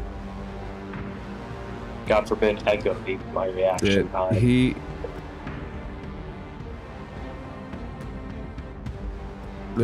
He is going to see if he can wrap that other one around Framped with disadvantage. Framped, you are. Oh my god! So Oh, let's. it's not showing up. What's the roll? It didn't show up. Oh wait, no. God damn it, it did show up. There's a 21 again. It was a 21 again. Can I use my heroic inspiration to force him to reroll? I don't know if you can force him to reroll. I think that's primarily for your rerolls. Damn. It's not silvery barbs, unfortunately. So 17. Wait, does Nyx have silvery barbs now? She No, changed Nyx out her does not. spells. Nyx does not have silvery bar. She's not currently with the group though. Oh, true. She's not in initiative anyway. I'm silly. I'm high. I'm sorry. That'll be 8. So I'll take 4 points of damage, but still, damn. I thought it was eat 3. again, right? Oh yeah. Is it 17? Okay, so 17 points of damage. And so your That'll be rage 8. will cut that in half to 8. And does it reduce both of them with your ancestral protectors is the question. Ancestral Protectors offers disadvantage on the attack, but Spirit Shield lets you. I think it's only one attack because it's one reaction. So But if I would you assume DM rules would suffice. Like if you wanted to do like whatever the total damage is and then just reduce that by half, that would probably be feasible too. But rules as written, I believe Spirit Shield would be applicable to just one attack. So I'm looking at the ancestral protectors. That's not a reaction. That's just something that happens. Yeah, that's just disadvantage on any attack that's not against me while I'm raging. Which he still rolled high. He rolled high enough to get him anyway. Right, but the second But part of that, Spirit the Shield- creature has resistance to the damage dealt by the attack. So let's sorry. So let's cut that again in half. So 17 becomes 8, 8 becomes 4. Take 4 points of damage. The bad news is I'm eating again. you're right back in the gullet. Alright. It's like it wants me and Echo to have a private conversation. All right, Good luck. you are engulfed again. You guys are just talking, and me and this thing keep going back and forth, getting eaten. And Yeah. Get at it and shit. Echo, it's your turn. Some Men in Black shit.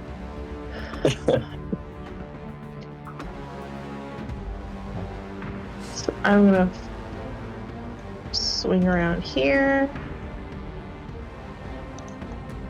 And I'm gonna try the Warhammer again. Warhammer. I might have been muted. I gotta let the dog out real. Is that a euphemism? Oh no.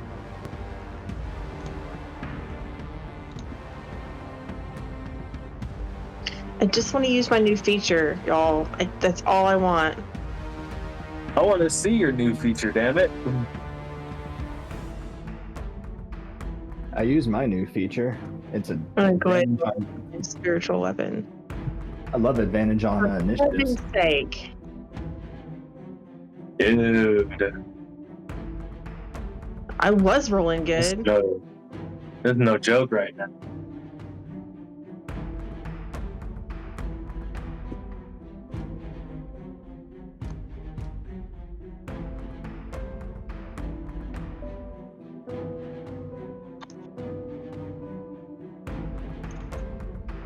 Well, I mean, you might not have hit, but you can talk.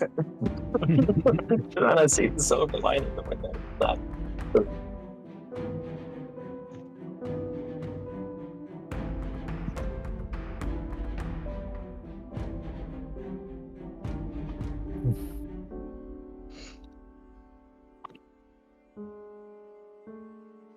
Oh.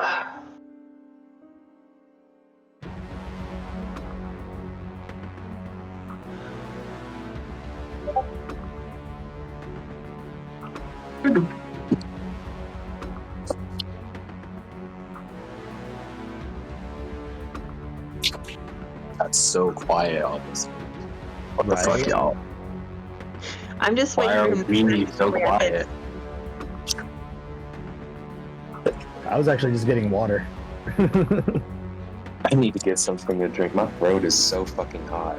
Sorry, when It's just not- when the golden retriever wants out, she brings you a toy that she wants to take outside. Aw. She'll bark for attention, but not to go outside. And if you don't pay attention when she brings you something to take outside, she'll just pee on the floor.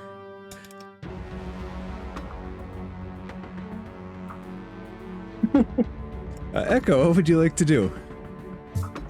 Well, unless a 10 or a 13 hits, there's nothing I can do right now. Neither of those hit, unfortunately.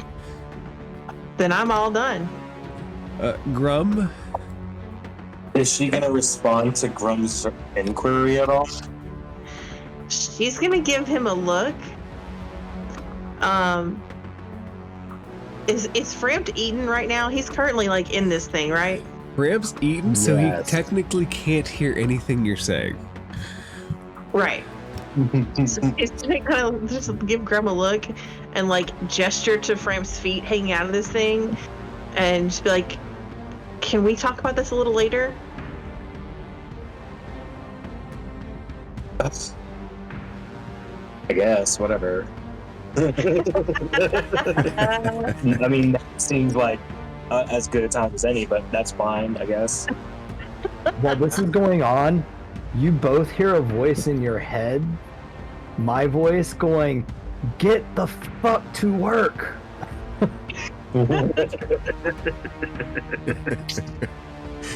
That's great. Okay, Grum, what would you like to do?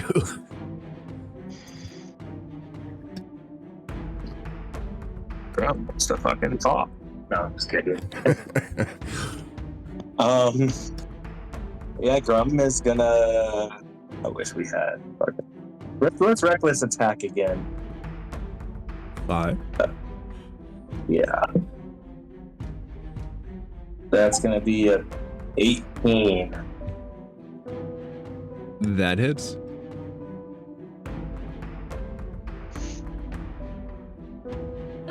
Excuse me.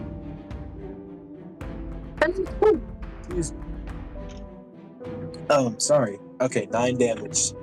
That's with the +2. Okay, damage And, taken. Grum's not like visually like upset or anything, but like he looks a little like, I don't know how to say. Little put off. Yeah. So his face kind of reflects that, but he takes his second swing. Sorry, that sneeze kind of discombobulated my thought process. For another 18. That hits. I feel like that thing should be prone or try to be going prone again, but I don't know. Anyway, 6 damage. So just so what's happening here, you're hitting against it and then looking at Echo, talking, saying something, and then just casually hitting against it again. All the time, Framp's feet are just kind of in the craw of this monster. Yeah, that's exactly what's going on. Okay. Because at the very least, while he's in its mouth, we can't go in its mouth. Its mouth is full. Its mouth does currently look full. Bro, haven't you seen the internet? That's never stopped anyone before.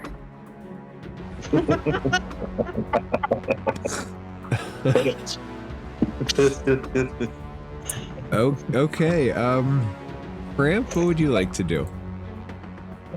Alright, this time I am going to bonus action and use my large form, because now I'm just me, and I'm gonna break free from this bastard, so let's try these strength checks again. So 16, break free. 16 does break free again. You slide out. I want to break free. I want to break free. Alright, that's like all I can do unless I want to try and get away from this thing, but you know what? I don't like opportunity attacks, so and I'm just like, in a way, as much, even though I'm a little angry, I'm also secretly enjoying this. You know, that says a lot, honestly. Doesn't take you back to being in the fray. A little bit like being eaten by weird plant shit. Like this would not be the first time. That's exactly what I. Absolutely. So yeah, at this point, like, I'm out now, and I use my bonus action. I'm now giant. What large form? Yeah, large. Woohoo! Okay, so I'll say this. So your rage is going to fade because you didn't make an attack roll. Make them make a saving throw, and your bonus action was to go large form. So you are currently not raging. Like wrestling with a. No, but specific. Wrestling to get out of something's mouth. You're making the saving throw. If you make him make a saving throw, yes. If you attack, yes. Or if you extend with a bonus action. Okay, but just theoretically, I'm going in and out of this thing's mouth. It hasn't gagged or anything yet. I mean, I'm a little questioning stuff here. No Constitution saving throw. Bro, it's a pro, dude. This thing is a pro. So just for the record, I know what part I'm going to clip for the intro now, and that's it. Just so you know.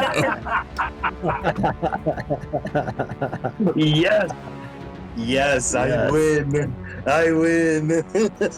All right, fine. No rage. There's a frickin' Nancy Reagan over here. Okay. The good news is you've managed Monica Lewinsky. You've managed to get out of it twice. Oh no!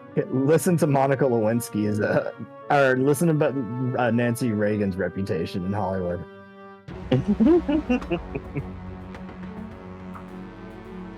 Okay, and Grum, can you make a wisdom saving throw for me? Sure. I'm great at those. Hey, not bad. Not bad. 16. That is enough. You feel like this thing wants to make a special bond with you, but you shake it off. Echo. Yeah. Okay.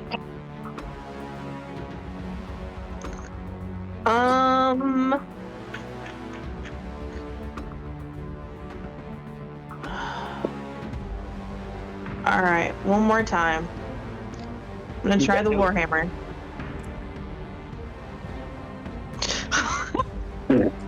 Nope. Bro, What is Wow. happening? I hate that I can't use my luck points for other players, man. Like, that's the one thing I wish would change. But, you know. All right. Echo, you notice So- 3 faces peering out at you as you miss. She's gonna hold up a hand and say, "We'll be right there." I'm gonna try to hit with the spiritual weapon too. Oh, That hits. hallelujah! At least I hit something. 8 damage. Okay. Grum.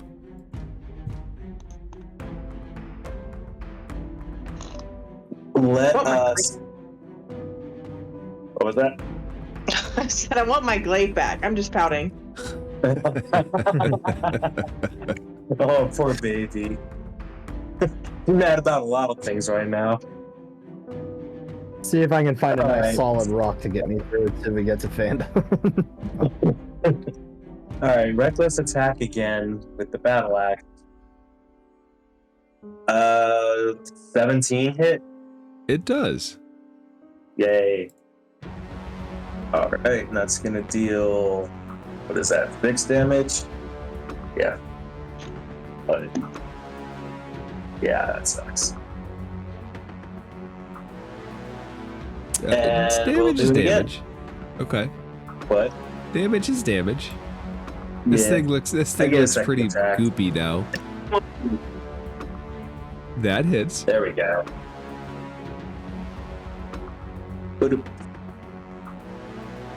15.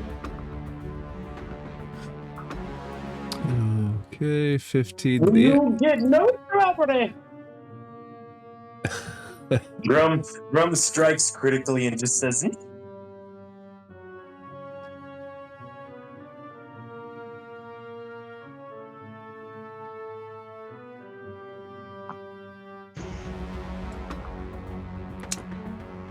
What's Crumb say? "Me." Knee. He starts saying "me." Yeah. It I might have starts. said it It too loud. starts. I It might starts cut it all shaking. out. All right. Next to go is Framped. Alright, well I am raging again this time. So, where's that rage? Give myself some temp HP. And... I could do this all day! I'm gonna reckless attack. Okay.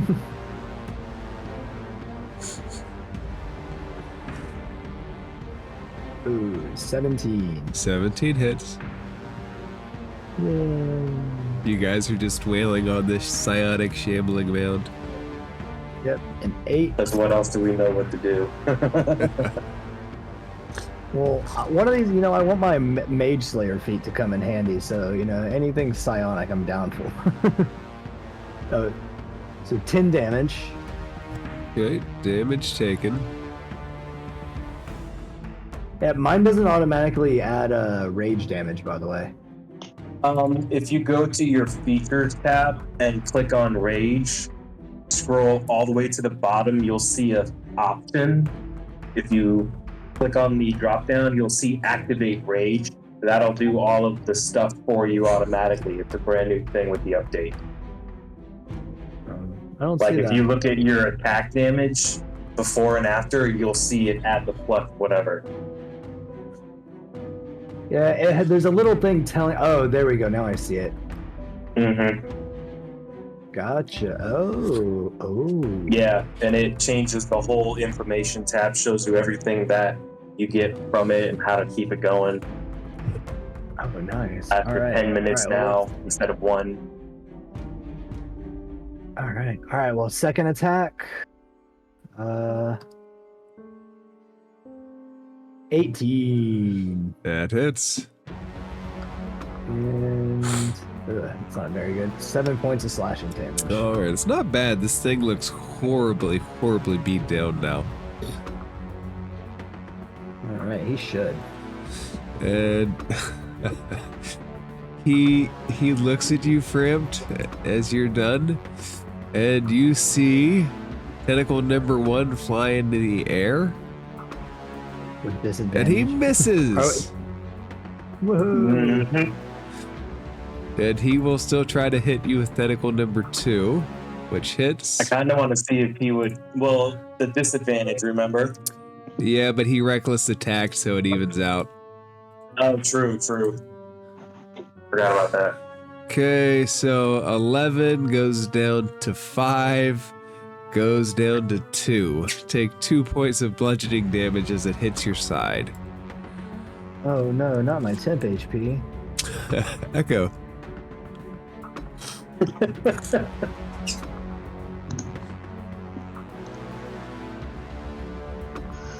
Let's swing the spiritual weapon again because it's already up.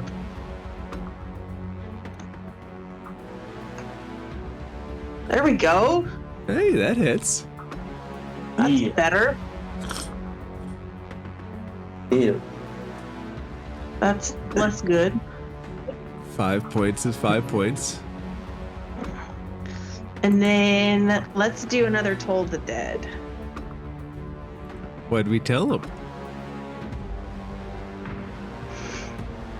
Not a bard, just Toll the Dead. I'm just gonna ring the bells Or again. time is near. Do do do do do do do. I was thinking just the opening the Hell's Bells starts playing. There you go. So wisdom 14.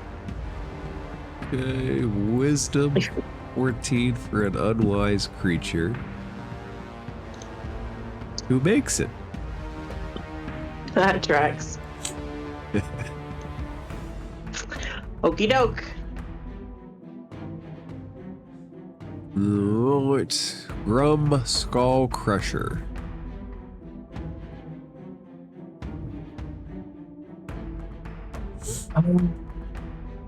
Rum is gonna recklessly attack again with his battle axe.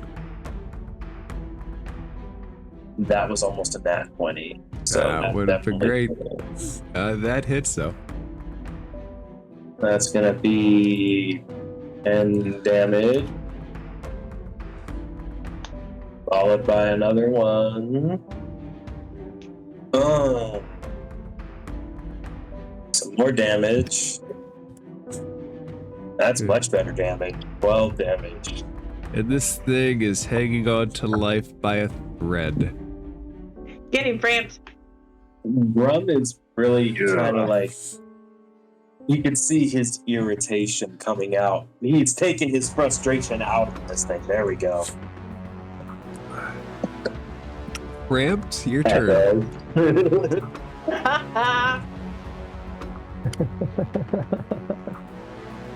Alright, well, I think it's good time to reckless attack again.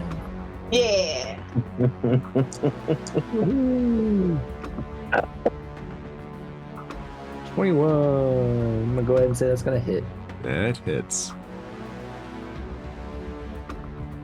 for 14 points of slashing damage. And as the person most intertwined with this psionic shambling mound, you get to describe what its demise looks like. Oh,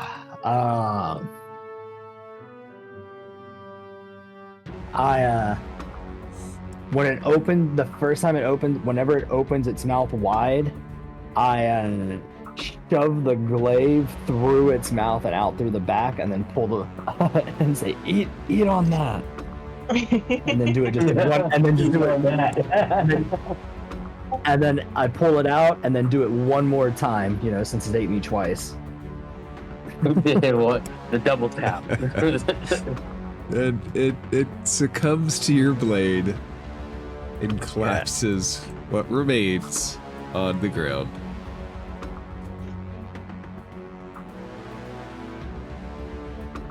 And as it perishes, the miners rush out to all three of you, and they start to hug you and cry and thank you in what seems to be a good place to end it for the night.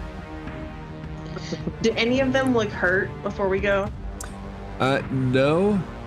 They would tell you that they held up there because the thing used its power to try to charm the one named Wallen into coming into its grasp, but they managed to get themselves into the narrow mine shaft to save themselves. The fuck? These are miners and they were trying to summon something? No, this shambling mound kind of bewitched one of them, and they grabbed him and put him into the narrow shaft. Okay. You all came along just in time to save them. You are all true heroes. Congratulations. Yay. But Echo, I will say this. As you look out into the sky, a pale green light stares back at you forever in the distance as you close on Phandalin.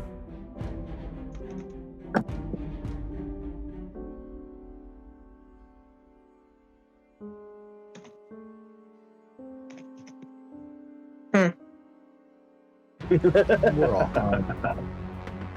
Man, we really fucked this town. We're gonna have to just leave. Honestly, Yeah. I think at some point this story's gonna become so convoluted for me, I'm just gonna stop taking notes. I'll say this. Remember a long time ago when we were talking about Barovia and the shadow fell and the weight of the shadow fell more or less.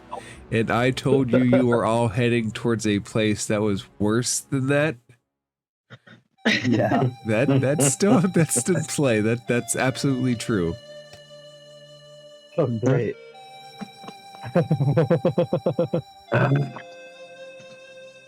You evil bastard. It's just the module. I put on the little evil twist, the garnishes, but everything else is just the module. You get, Never the DM. like if you think about the module that you're playing, it being very close to the end of the original 2014 set, like they're supposed to have like ramp ups in epicness. Like Vecna comes after this, and that's supposed to be like the epic story of 5e. Hey, I'm doing that in a month and a half. That's supposed to be it's supposed to be like the epic story of 5e. This is very, it's not quite the same, but it takes you to a place that doesn't get a lot of attention. Have you read through the Vecna module yet? I have not. I'm on the 21st of February. I will not be here. I may not be here the 14th either. I'll be in Texas visiting family, but who knows? It'll be 9 o'clock, so I might. On the 21st, I will be in Pennsylvania in a castle doing the Eye of Vecna thing throughout the whole weekend. Neat. Oh, the Eye of Vecna is the prequel to the... Or, sorry, not Eye, the Eve of Vecna. I always get them confused. Vecna Eve of Ruin That's is the like new the one, right? 5e high level one. Eva Ruin. Yeah, that's the one I'm doing. That's, yeah. Yeah, I always forget that. that's Always awesome, bro. mix up his name. So it was a choice. Last year I did the Call of the Netherdeep. Honestly, I wasn't sure which one I wanted to do this year. I kind of wanted to do Curse of Strahd, but like you kind of seem like you're gonna do Curse of Strahd, or we might do stuff. So I'm gonna hold back on that. And then like others like Planescape or Rime of the Frost Maiden looked good, but it seems like there's not very many adventures for like high levels, so it seems pretty rare. And it's like a there's good not. like going all out. And it's like because it's the last one, it seems like, and it's like kind of like Avengers Endgame of like the D&D universe. It kind of seems a little interesting. I mean, a lot like a cash grab, but also like it's gonna be kind of fun. Yeah, no, 5e didn't do a lot of really things past level 10 because play and power beyond level 10 become really funky. Oh yeah. For the Netherdeep, when we hit like once we got like 11, it was getting kind of ridiculous. Yeah, it's really hard to balance the higher you go. It's like really easy to balance in that first tier. Once you start getting past 10, certainly past 15, it just all super hard to not make it fall apart. Yeah. My biggest concern while I was asking if you read through it yet is because I have access to it through like our other DMs like campaign link, but I don't want to read it because I don't want to spoil it. I don't want anything spoiled.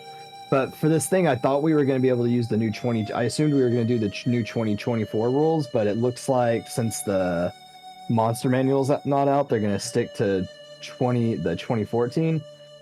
But I was actually really hoping that it was like because it's like the last one they did as they were like transitioning into the 2024 rules, that like it was going to be updated enough that they'd let us do 2024 rules, because I kind of want to play the Valor Bard, but the 2014 version sucks. It probably is at a point where it's 2024 compatible. It's just you don't have all the updated monster stat blocks, which Yeah. isn't, in my mind, a deal breaker. But I know it's one of the bigger concerns from like other DMs I've heard so far, that without the that it's been hard balancing things without the monster manual yet. I'm hoping that the monster manual comes out well. It's supposed to be very big, so Like 500 stat blocks or something, I think they said. I just hope that they put it in the encounters app that I use. I really don't like the one that they have in maps. Sure, they will eventually. Keep feeling like every time it gets buggy, that's them like actually working on it, because there always seems to be like stuff added a day or two after like have problems with it. Well, what I like about the encounter, like the old encounter thing, is I've got encounter after encounter already saved in here. If you do it on the Maps app, you can only save one at a time, and you can't actively send from the one app to the other. It just it makes it clunky to run more than one combat on a map space. Gotcha. Hey guys, I'm gonna get off here. I gotta go and charge my stuff. I left all this way. Yeah, me too. I'm gonna get some sleep as always. It's almost 1. Good night, guys. I'm Good glad we night, saved everybody. these miners.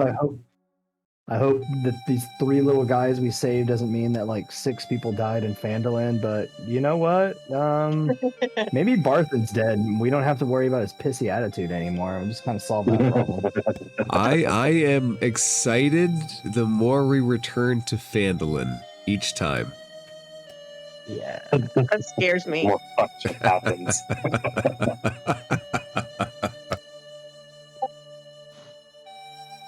Yeah. I will be Oh, by the way, excited. thanks for the ring. Yes, Grub guessed what it was quite correctly. Yeah, I know. Speaking of which, I stumbled across your shield when I was designing a character earlier today. So like I was like, oh look, a turtle shield, and I was like, oh crap, this is. It's got its ups and its downs. Mm-hmm. I Definitely will, got its drawbacks. but it does have a benefit. It does. I will say Yeah. Echo's save very much. Echo save very much was at an opportune time, because if you fail that save, you are vulnerable to psychic damage. Ooh. Oh gosh. Wow. It's one of the dangerous things you can stumble on before you fight Ruxathid. Oh wow. Oh wow. So it's good that we didn't find that first.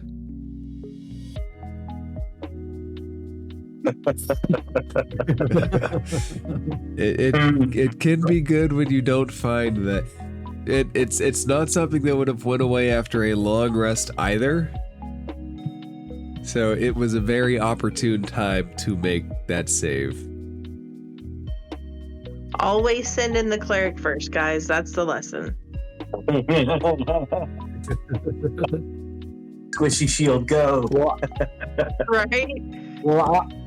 I'm like, look, for me, I have advantage on intelligence, wisdom, and charisma checks, so I'm good for stuff like that. I have no problem just sauntering in. I mean, I'll probably fail my check because that's how it usually works with stuff like this, but I have it. I will say that cave was chocked full of interesting tidbits, some of which you got and some of which you didn't. See, that's gonna drive me crazy. That's the only thing that's gonna do for me. Just always assume when you're playing the game that there is content that you will miss. That hurts my soul. But you know what? Don't feel bad because we blew that motherfucker up. It was fun. That means we can't go back and find the secrets. Well, Maybe that's why I If the told you secrets- about the secrets. well, guess what? I'm telling you, If it makes you feel, if it makes you feel any better, there's no more secrets. They're blown up. And I want you all to remember, you all have a giant badger pet named Bessie. Yeah, talk to it. Take that animal, talk to animals and see what it knows. Interrogate the bit. Yeah, that's definitely what I need to do. Yes, take Bessie with you to Phandalin. Nothing bad has ever happened in Phandalin. I need to add this barrel of materials. Alright, I'm going to go let the cold puppies in. We just got like an inch of snow while we were playing. Nice. Oh, fun time. I'm sure they're happy in Alright. the snow as long as they haven't tangled themselves up.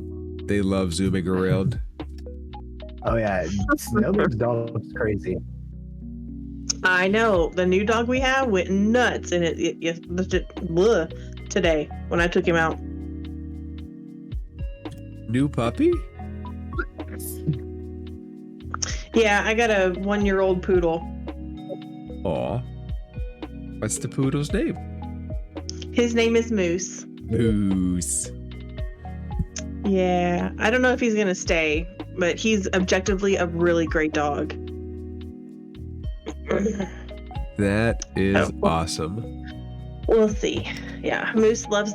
Yeah, the dog is adorable. He looks like a hot mess right now. I need his hair to grow out so I can fix it.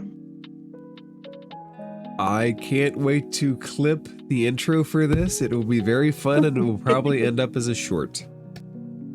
Love it. I will look out for that. Out of context D&D. Yes. Dr. Bala. Alright guys, sleep well. Thank you for everything. We will convene again next week, hopefully with Nyx. Yeah. Yeah. And we'll all wish her a happy birthday. Absolutely. Bye guys, have a great All night. right. Good night. Bye.